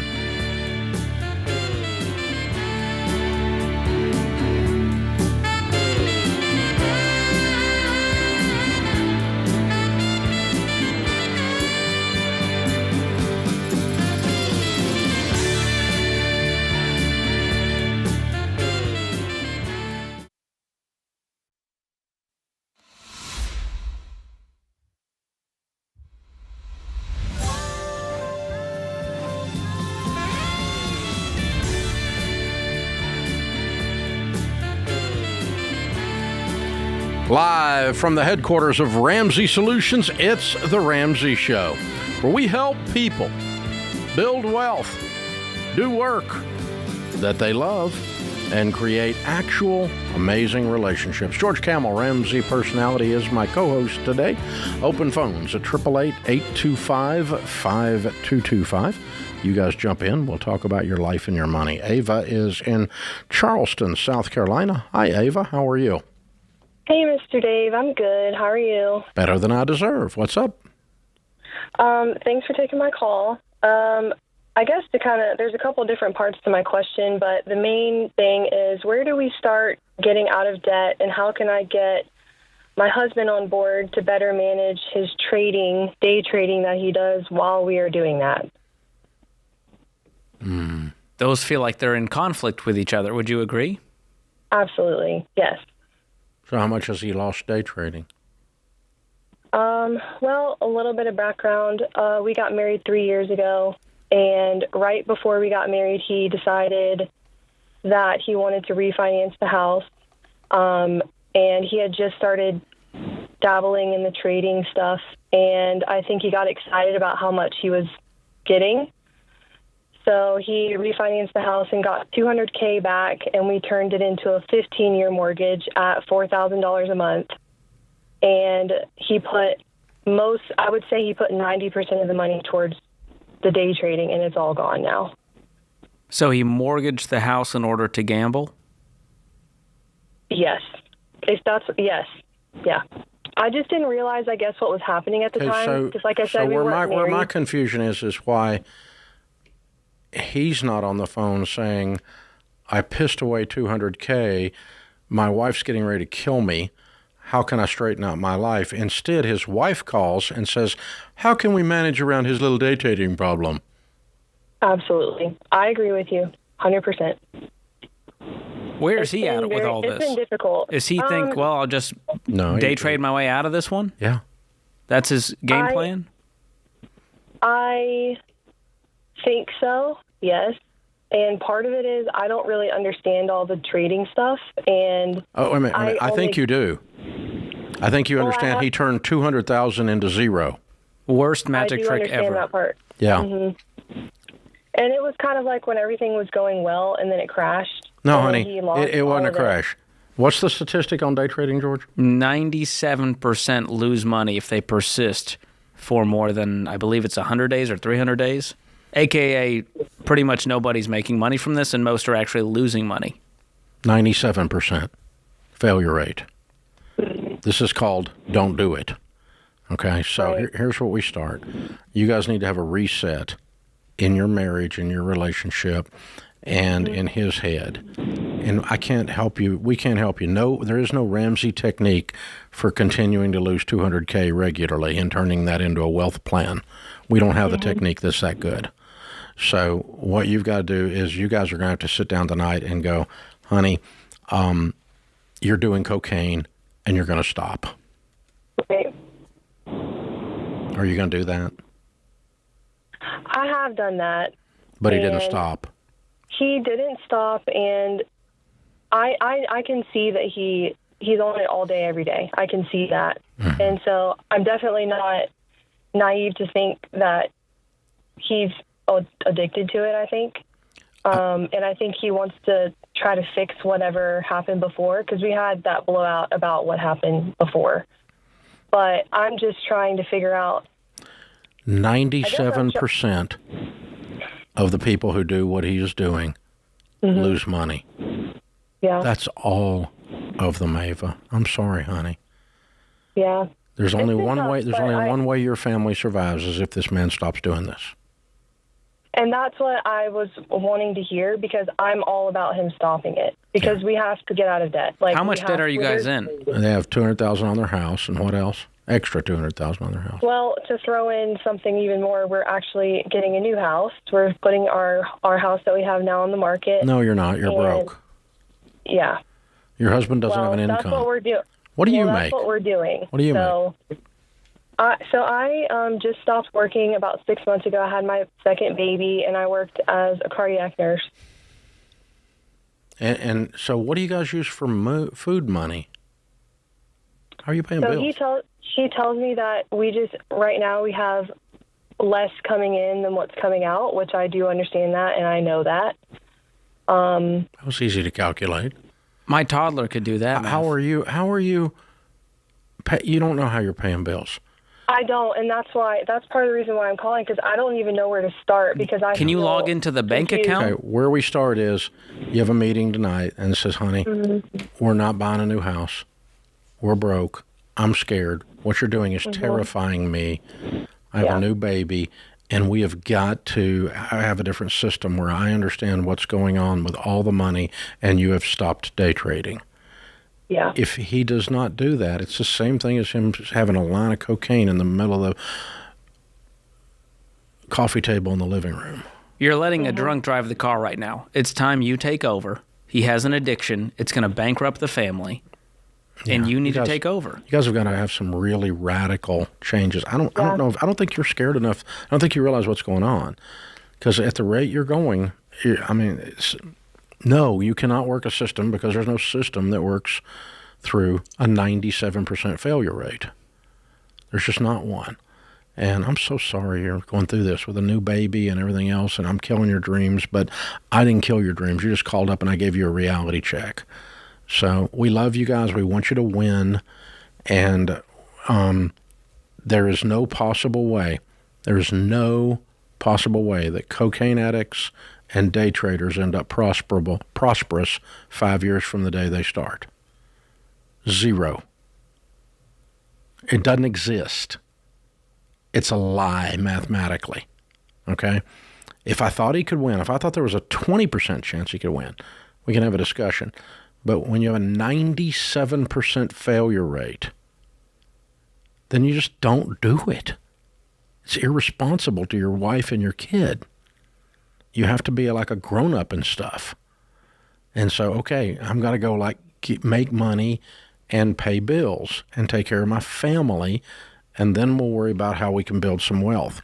But there's something broken in your house, and you guys have really got to, I'm so sorry, honey. You've got a real relational mess on your hands. And I'm scared that you're vaguely aware of it, but not as afraid as you should be. And I don't want to create melodrama, but you know, you're going to call me up as a single mom in 8 months because you're going to realize that you know he's going to come in and they're going to start taking stuff out of the driveway, and the sheriff's department's going to start showing up at the door, and your house is going to get foreclosed on, both of them, the new one and the old one. That haven't been leveraged or that are leveraged. And oh my gosh, I'm so sorry. I'm trying to, if I could get him by the shirt collar and just say, son, wake up, you're killing yourself and your family, stop it, I would. But he's got to care more about his family than his gambling addiction. Yeah. That's the only hope this relationship and this future has. Amen. I'm sorry.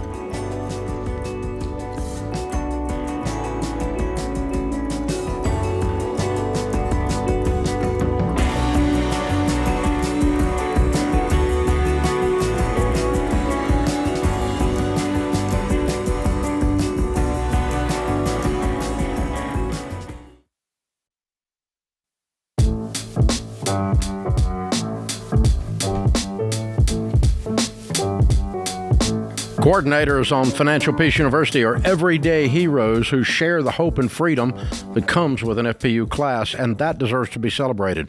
Join us at the virtual 2025 Coordinator Rally this coming Thursday, July 24, to celebrate the impact that you coordinators are making.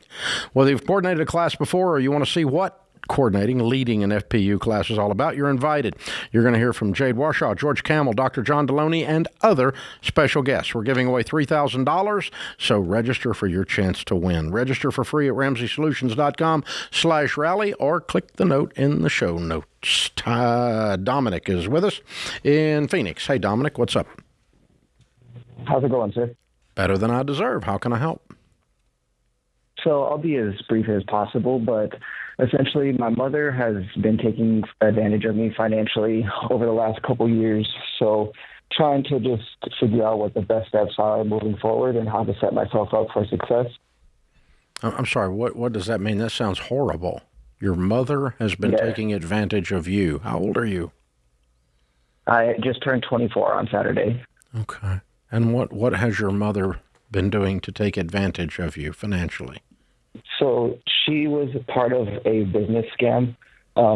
Essentially with her business, they told her that she won a lawsuit. The whole thing was a scam. Ended up sending them tens of thousands of dollars, and she came to me for help and to make the payments on that. Essentially gave her over $10,000 cash, as well as taking out multiple loans in my name, which I am now stuck with the payments on, in addition to co-signing on the mortgage for the house, which she is now making several late payments on. So how old were you when all that happened? It's been going on for several years now. So it essentially first started when I was 20, when we first moved out here. Mm-hmm. Okay. At what point did you realize this was not going to work and stop it? Essentially, once at the beginning of this year, once I moved out on my own, and I realized the significance of how far behind I was on all of this. It didn't really click to me when I was still living with her because I was just under her roof, following her rules, not really thinking too much of it until I tried to get my own place and realized again how far I was behind, and now seeing how my credit is completely ruined and these loan payments are just destroying me, trying to take care of rent on my own. How much debt have you signed up for to help your mom? So the house is, I want to say, over $400,000. Okay. Aside from the house, you co-signed the house.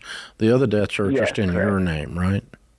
Yes, correct. So the loan payments are in my name only. Those equal to about, I want to say, $4,000 as of right now. Again, I've been making the on-time payments. So $4,000 gets you out of this mess, not counting the co-signature on the house. And then I also have a vehicle loan of about $8,000. Who's got the vehicle, you or her? It's me. Oh, so you have that. Okay. Yes. Okay, so the abuse was $4,000 plus co-signing a mortgage. Correct. As Okay. well as, What do you again, make? The 10,000. I'm on track to make about 50 this year. Good for you. Okay. All right. So here's the good news. The math of the abuse is a 1.5 to a 2 on a scale of 1 to 10. The emotional damage that your mother did this to you is a 10 out of 10. Correct. It breaks your heart. And it confuses you as a young man trying to get started. That the person who's should be the most taking care of you is instead has been taking advantage of you. Yes, 100%. Okay. So real simple, just clean up $12,000 worth of debt. Pay off your car, pay off the loans as fast as you can. The sooner you get them paid off, the sooner, because every time you write a check or submit a payment in the computer, it rakes your fingernails across the chalkboard of your heart. Mm-hmm. It hurts again. And so I want that out of your life. I want the $4,000 loan paid off as soon as possible. If you work, do you have any money saved? No, it's honestly, at this point, it's so difficult. And you just got out and you just got a $50,000 job. Okay. And you're working 40 hours? Yes. Okay, I want you to pick up a side hustle. Pick up a side hustle, and I want you to pay off this $12,000 really, really fast. Okay, like before Christmas, I want it gone. Yes, sir. Okay, now if you don't have a car payment and you don't have $4,000 in debt, the only outstanding problem is the co-signing on the mortgage. Does that make sense? Yes. Okay, and she's going to continue to trash your credit because she's not going to pay it on time, and you're not going to pay it. You do not pay it. Do you hear me? Do not pay the house payment. Yes. Under any circumstances, do not pay the house payment. Okay? Now, what is owed on the house in total? Do you know? Again, I was just looking on Experian, and I believe it's at $430,000. What do you think the house is worth? There's not going to be, it doesn't have much equity on it at all. We just moved in last year, I believe, so we'd be lucky to get what it's worth. Okay, I thought you refinanced the house to pay the scam, not to move in. No, it was never refinanced. It's just everything that we had come out of pocket because she had the money at the time to pay, but then they just the scam was a total of almost $100,000 that she gave, including the $10,000 that I gave her out of pocket. So the house is so you lost $10,000 of your money. Yes, correct. Where did you get that money? All these at the time, I was just saving up because I was still living with her, so it was a lot easier to save up at the time. I was paying her rent as well, but not nearly what I'm paying now living on my own. Okay, all right. Man, I'm so sorry. This is such a scar and such a thing to emotionally overcome. So the only way the co-signing goes away is if she refinances the house or sells the house and pays off the mortgage. Until then, your co-signature is going to be tearing up your mortgage, tearing up your credit forever. And the fact that you had to co-sign tells me that she can't afford this on her own if she chose to refinance, which means she can't live there. So your best case scenario is you talk her into selling the house to get both of you free. That's not likely. This woman is not concerned about other people. She's concerned about herself. But if you can talk her into that, that's your best case scenario. Your next best case is just wait it out and your credit gets destroyed until someday she wakes up and sells the house. Okay? Your third option, which is not a good one, but it's an actual option, is to sue her and cause the house to be sold because she's not paying the payment and she's destroying your credit. But I don't recommend that. It's going to be very expensive, and you will never have a conversation with your mother again, even though I'm not sure that'd be a bad thing in this case. But the house is going to get sold. The question is, do you want to do it with her under control or someone selling it for her in a foreclosure? Yeah. The lender going, hey, you got to get out. If she comes to you for a payment, do not give her a dime. Did you hear me? Yes, sir. I hear you. Are you going to do that? Of course, I'll never make a payment towards that ever again. Yeah. If you ever give her another dime, then you fall back into the web of the spider, okay? Correct. Don't do it. You've got to walk clean and go make a life for yourself and then forgive her from that position of strength and because she's obviously messed up. I'm so sorry. She was so scared and so desperate after getting scammed that she trashed her own child. And that's how afraid she was. And that's a sad, sad thing and a sad place to be. And I'm sorry for your broken heart. So lastly, Dominic, I think if I were you, I would sit down with a good local pastor, make sure you get a relationship built in a good church, and get around some people who treat people well and love people well and don't take advantage of people.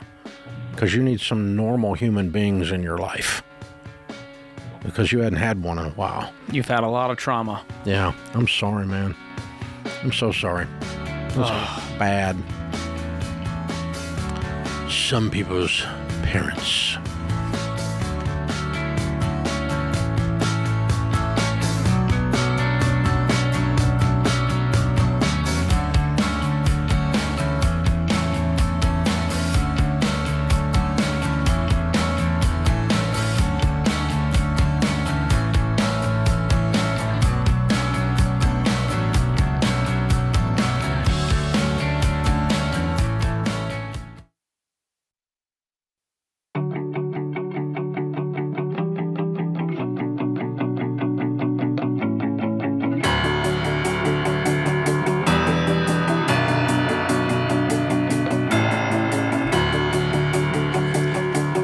Buying or selling a home is a big deal, and with all the clickbait headlines and confusing data out there, it's hard to know what's really happening in the housing market.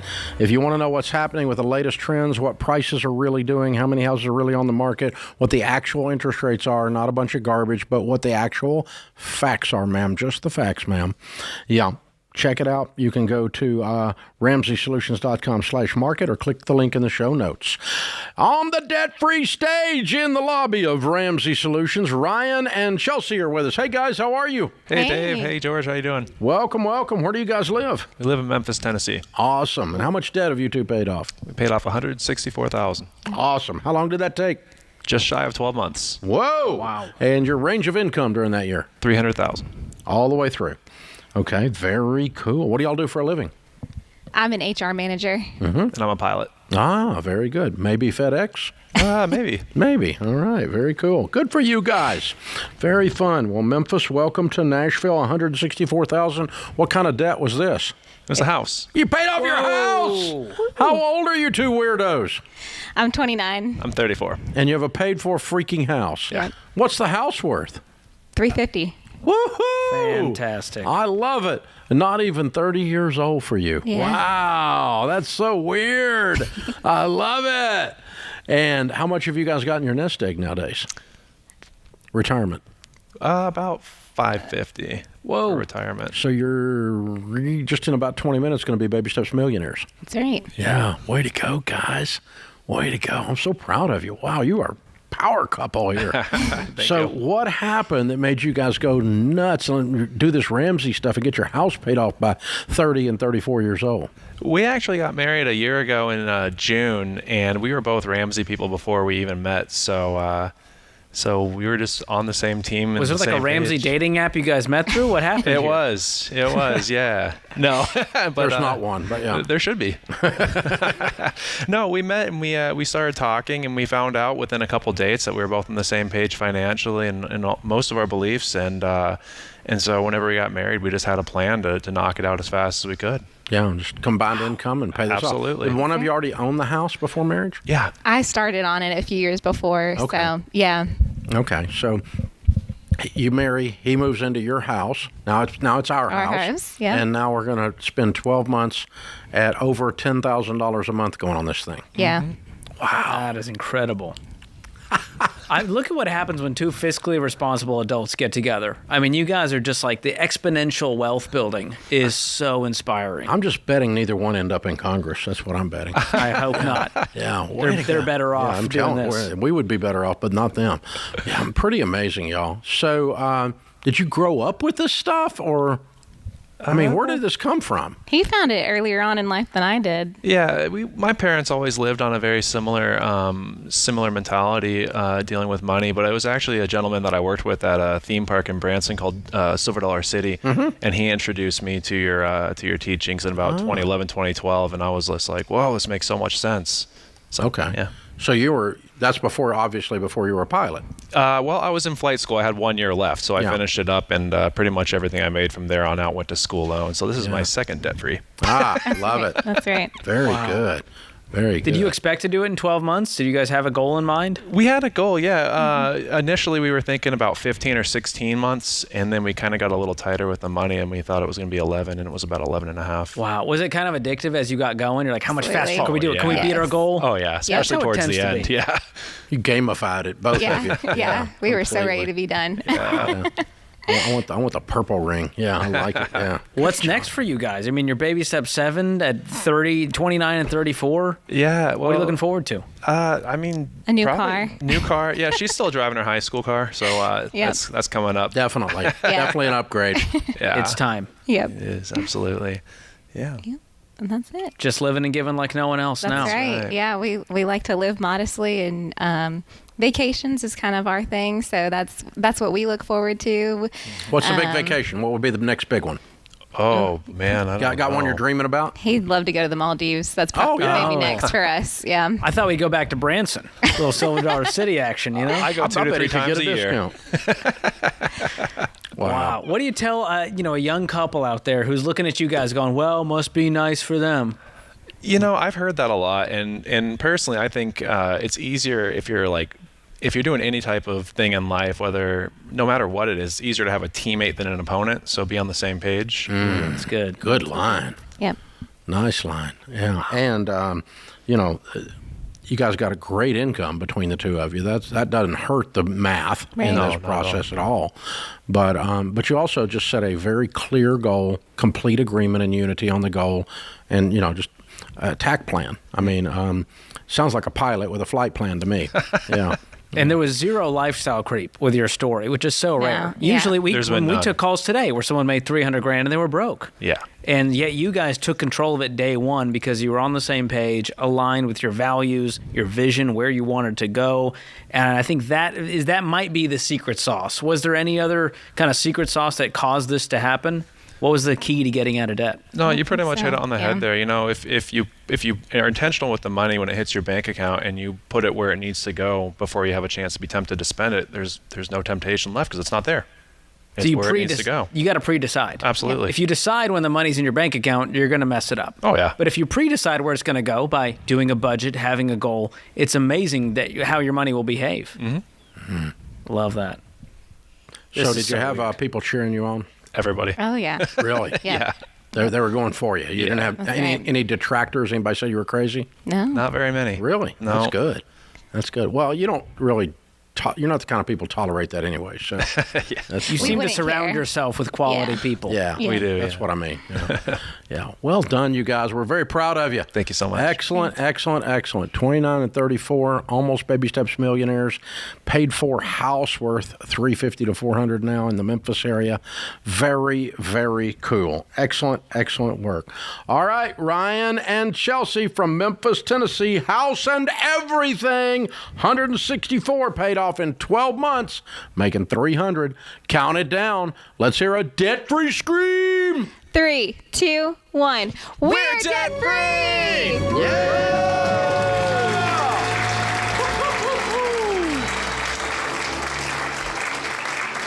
Sky's the limit for these two.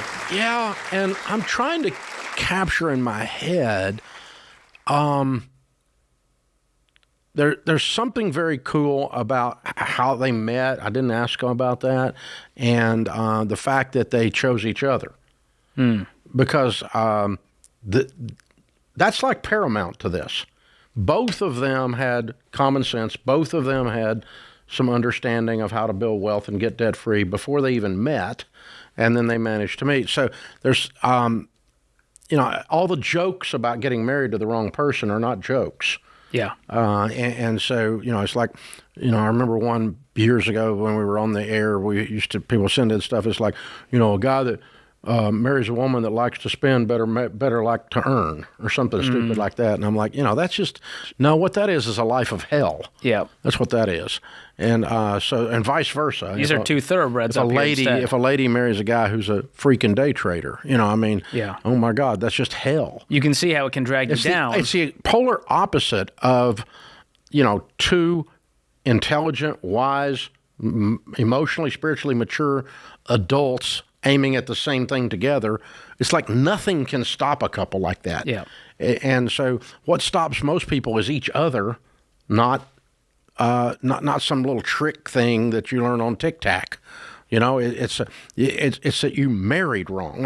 Or you almost married wrong. So I guess what's run through my head is just to preach and say, people, if you're single, it's worth it to slow down and marry a thoroughbred. Yeah. If you want to raise thoroughbreds, both of you need to be thoroughbreds. Hello. You don't have to drag them to get them on board. Imagine just marrying them day one. You're both on board. Yeah. It changes everything. Pretty incredible. They're neat. What a neat couple. That's two thoroughbreds. They're pulling a lot of weight together because they're going in the same direction. And they dropped that at the house. Just pop. Just dropped it, man. That's cool.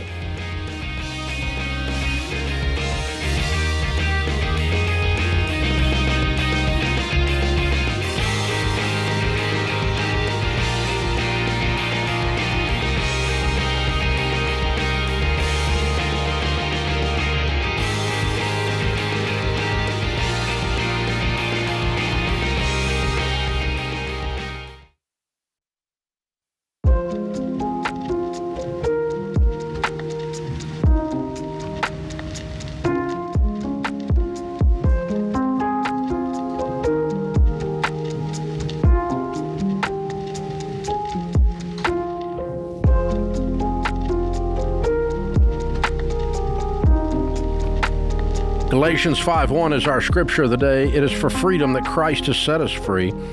Stand firm then, and do not let yourselves be burdened again by a yoke of slavery.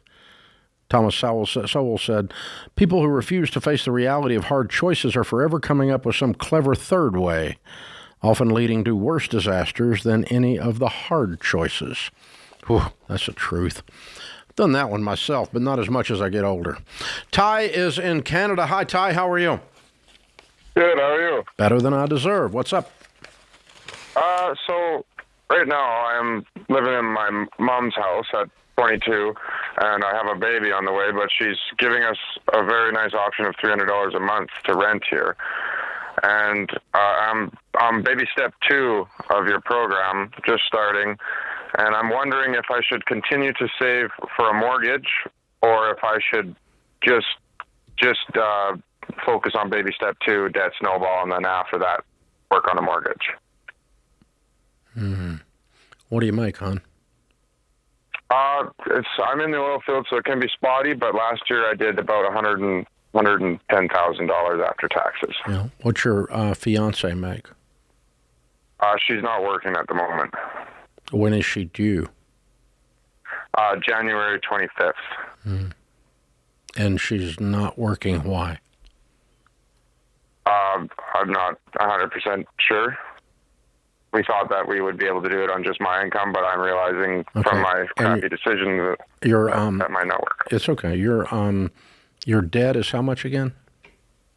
It's $75,000 total. Okay. All right. And what kind of debt is it? There's credit cards. There's some I owe to a phone company. There's some I owe to the government, and then there's some to 2 trucks. Hmm. You haven't been an adult enough long enough to take this debt on. So what do you owe on the trucks? One truck I owe $4,500, and the other one I owe $60,000. Okay. All right. Well, you've got a lot on you at 22 years old, sir. Yeah. Have you been paying rent? How long have you been living with your mom? Since January. Okay. I don't know if you're going to do all of this or not, but because it's hard to give you a full life plan on one phone call on a podcast or a radio show, but I'm going to try, okay? So what would I do if I woke up suddenly in your shoes, knowing what I know after all these years of coaching people out of debt into wealth and coaching them through everything? The data says that, and there's several pieces of research that back this up, that the probability of you becoming financially and marriage successful in your marriage, successful in your relationships, is that you get married before the child is born. Okay? Correct, yeah. That's an old-fashioned thing, like a shotgun wedding, we would have called it back in the day. Like her daddy has a shotgun, right? That kind of thing. Yeah. So you probably heard that metaphor. If you hadn't, you can go look it up now. So number one thing I would do is I get married immediately. And number two thing I would do is I start looking for the least expensive one-bedroom apartment that is safe. Okay. I do not want anything fancy. I don't want anything that you're proud of even. And I don't want you to spend a bunch of money on furniture. You go to the rich neighborhood and go to a garage sale and buy a $6,000 leather couch for $60 and put it in the back of your truck and haul it over to the one-bedroom apartment. And let's get started doing life together. Now, we're a married couple with a baby on the way in an inexpensive home, apartment that we're living in, okay? So far I've given you two instructions. You follow me? Yep. The third one is sell the truck. Okay. Truck's out of control. It doesn't fit. It's the most glaring thing in all of your facts. It stands out from all the other parts of your facts. All your other facts kind of make a little bit of sense. I kind of see how they are. And then there's like this truck. It's like pyrotechnics, like fireworks going off. When I saw that truck, it's like huge. It's by far the dumbest thing you've ever done in your life. So far. Absolutely, yeah. So far. I realize that. Okay. And so that's and I've done dumber, but I mean, it's kind of what I do around here, and George does, is we look at this stuff, we go, okay, how can we help this couple become prosperous and be a good dad and a good mom, a good husband and a good wife, and have a great life when 8 years from today, when they're 30, and they look back and go, that was a hard patch, but we got through it together. And we had our first baby, and we started life in that little one-bedroom apartment, driving a $5,000 truck because Dad got rid of that $60,000 truck. And then the kids can tell this story to their grandkids someday, that the old man Ty, he's the one turned it all around. When Grandma got pregnant with that first baby, they got it together, and they started locking arms, and they started working their tails off and living on less than they make and living on a budget and sacrificing to win. And they're the ones that made this family rich, and you're that guy. Yeah. That's who I want you to be. One question I have is so I have two vehicles at the moment, but one of them is broke down, doesn't work, but I still have to make payments on it. And the other one, my newer one, is how I get to work. What would you suggest I do for getting? Just get the cheapest possible car that'll get you to work. Okay. What's it cost to fix the other one? Well, I need a new engine, so about $7,000. What could you sell the truck for if it was fixed? Probably 15, 20 grand. Okay. Well, what we would do around here is we would buy a used engine from a salvage yard, a junkyard, a recycling yard, whatever you want to call them, from a truck just like the one that you had that's got totaled, but the engine it's got 25,000 miles on it. We pluck that engine out of there and drop it into that thing. It's going to cost you about $3,000 instead of $7,000. And I'd get 3 or 4 of my buddies and drop that engine in there one weekend, get that sucker sold. Yeah, I think we could do that. I think you can too. What's the $60,000 truck worth, the one you get that loan on? Well, I just got it, so I probably wouldn't get much for it. If I sold it back, it was $65,000 price tag. Okay, so maybe you can get out of it even. Yeah, even if you break even. I just want to make sure you weren't underwater by $20,000 or something. Yeah, you're not. Not yet. You will be if you keep it 2 more months. And I think your fiance is going to have to get to work and help clean this up. She doesn't do anything super strenuous. I don't want to put the baby in jeopardy or anything, but there's some things she can do for money and that are legal and moral, and I would go and do those right now, okay? And instead of sitting and not doing anything. Because anything we can throw at this situation, here's the thing. This time next year, dude, you could be married in an apartment and no debt. With an emergency fund? Man, that's a peaceful place to be. 1 year, you're going to have a whole, and be 23 years old and on your way. And then when I get to talk to you again in your 30s, you're going to call me back and tell me you're a millionaire because I leaned in pretty hard on you that day on the radio. Because I want you guys to win for the sake of that baby. I want you guys to have a good life. And so it's time to move on from high school now, man. Time to buckle up, Buttercup. Here we go. That's what we're going to do. And you can do this. You can do this. You're going to be the old man that turned everything around and changed your whole family tree. And they'll look back and talk about Grandpa someday. And they may make jokes about him. They do about me. But I'm the guy that turned the whole thing around, too, so shut up. It stopped with me. I'm the last one. I'm the last one. I declared that. And you can make that declaration, and I can hear it in your voice, then you can be the last one. You can decide. You changed everything in your life. Yeah. Same thing. You're like, that's it. Change the family tree. Not doing this anymore. Break the cycle. Yeah. And you got babies and dogs and wives and houses and, complete manhood. I mean, we're doing stuff. Yep. And that can be done. It's just a matter of choices, and you got some real serious choices, and you need to make them all fairly quickly here. Put an engine in that truck, get it sold, get the $60,000 truck sold, get a one-bedroom affordable apartment.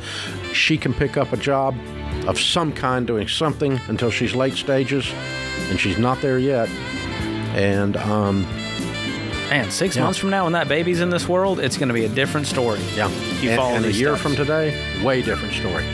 Absolutely can be done. For you. That puts this hour of the Ramsey Show in the books. We'll be back with you before you know it. In the meantime, remember, there's ultimately only one way to financial peace, and that's to walk daily with the Prince of Peace, Christ Jesus.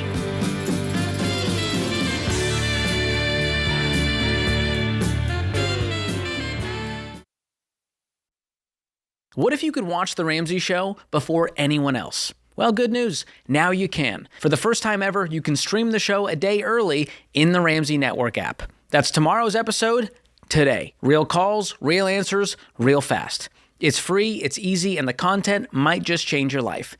So search Ramsey Network in Google Play or the App Store, or click the link in the show notes. You never know what calls.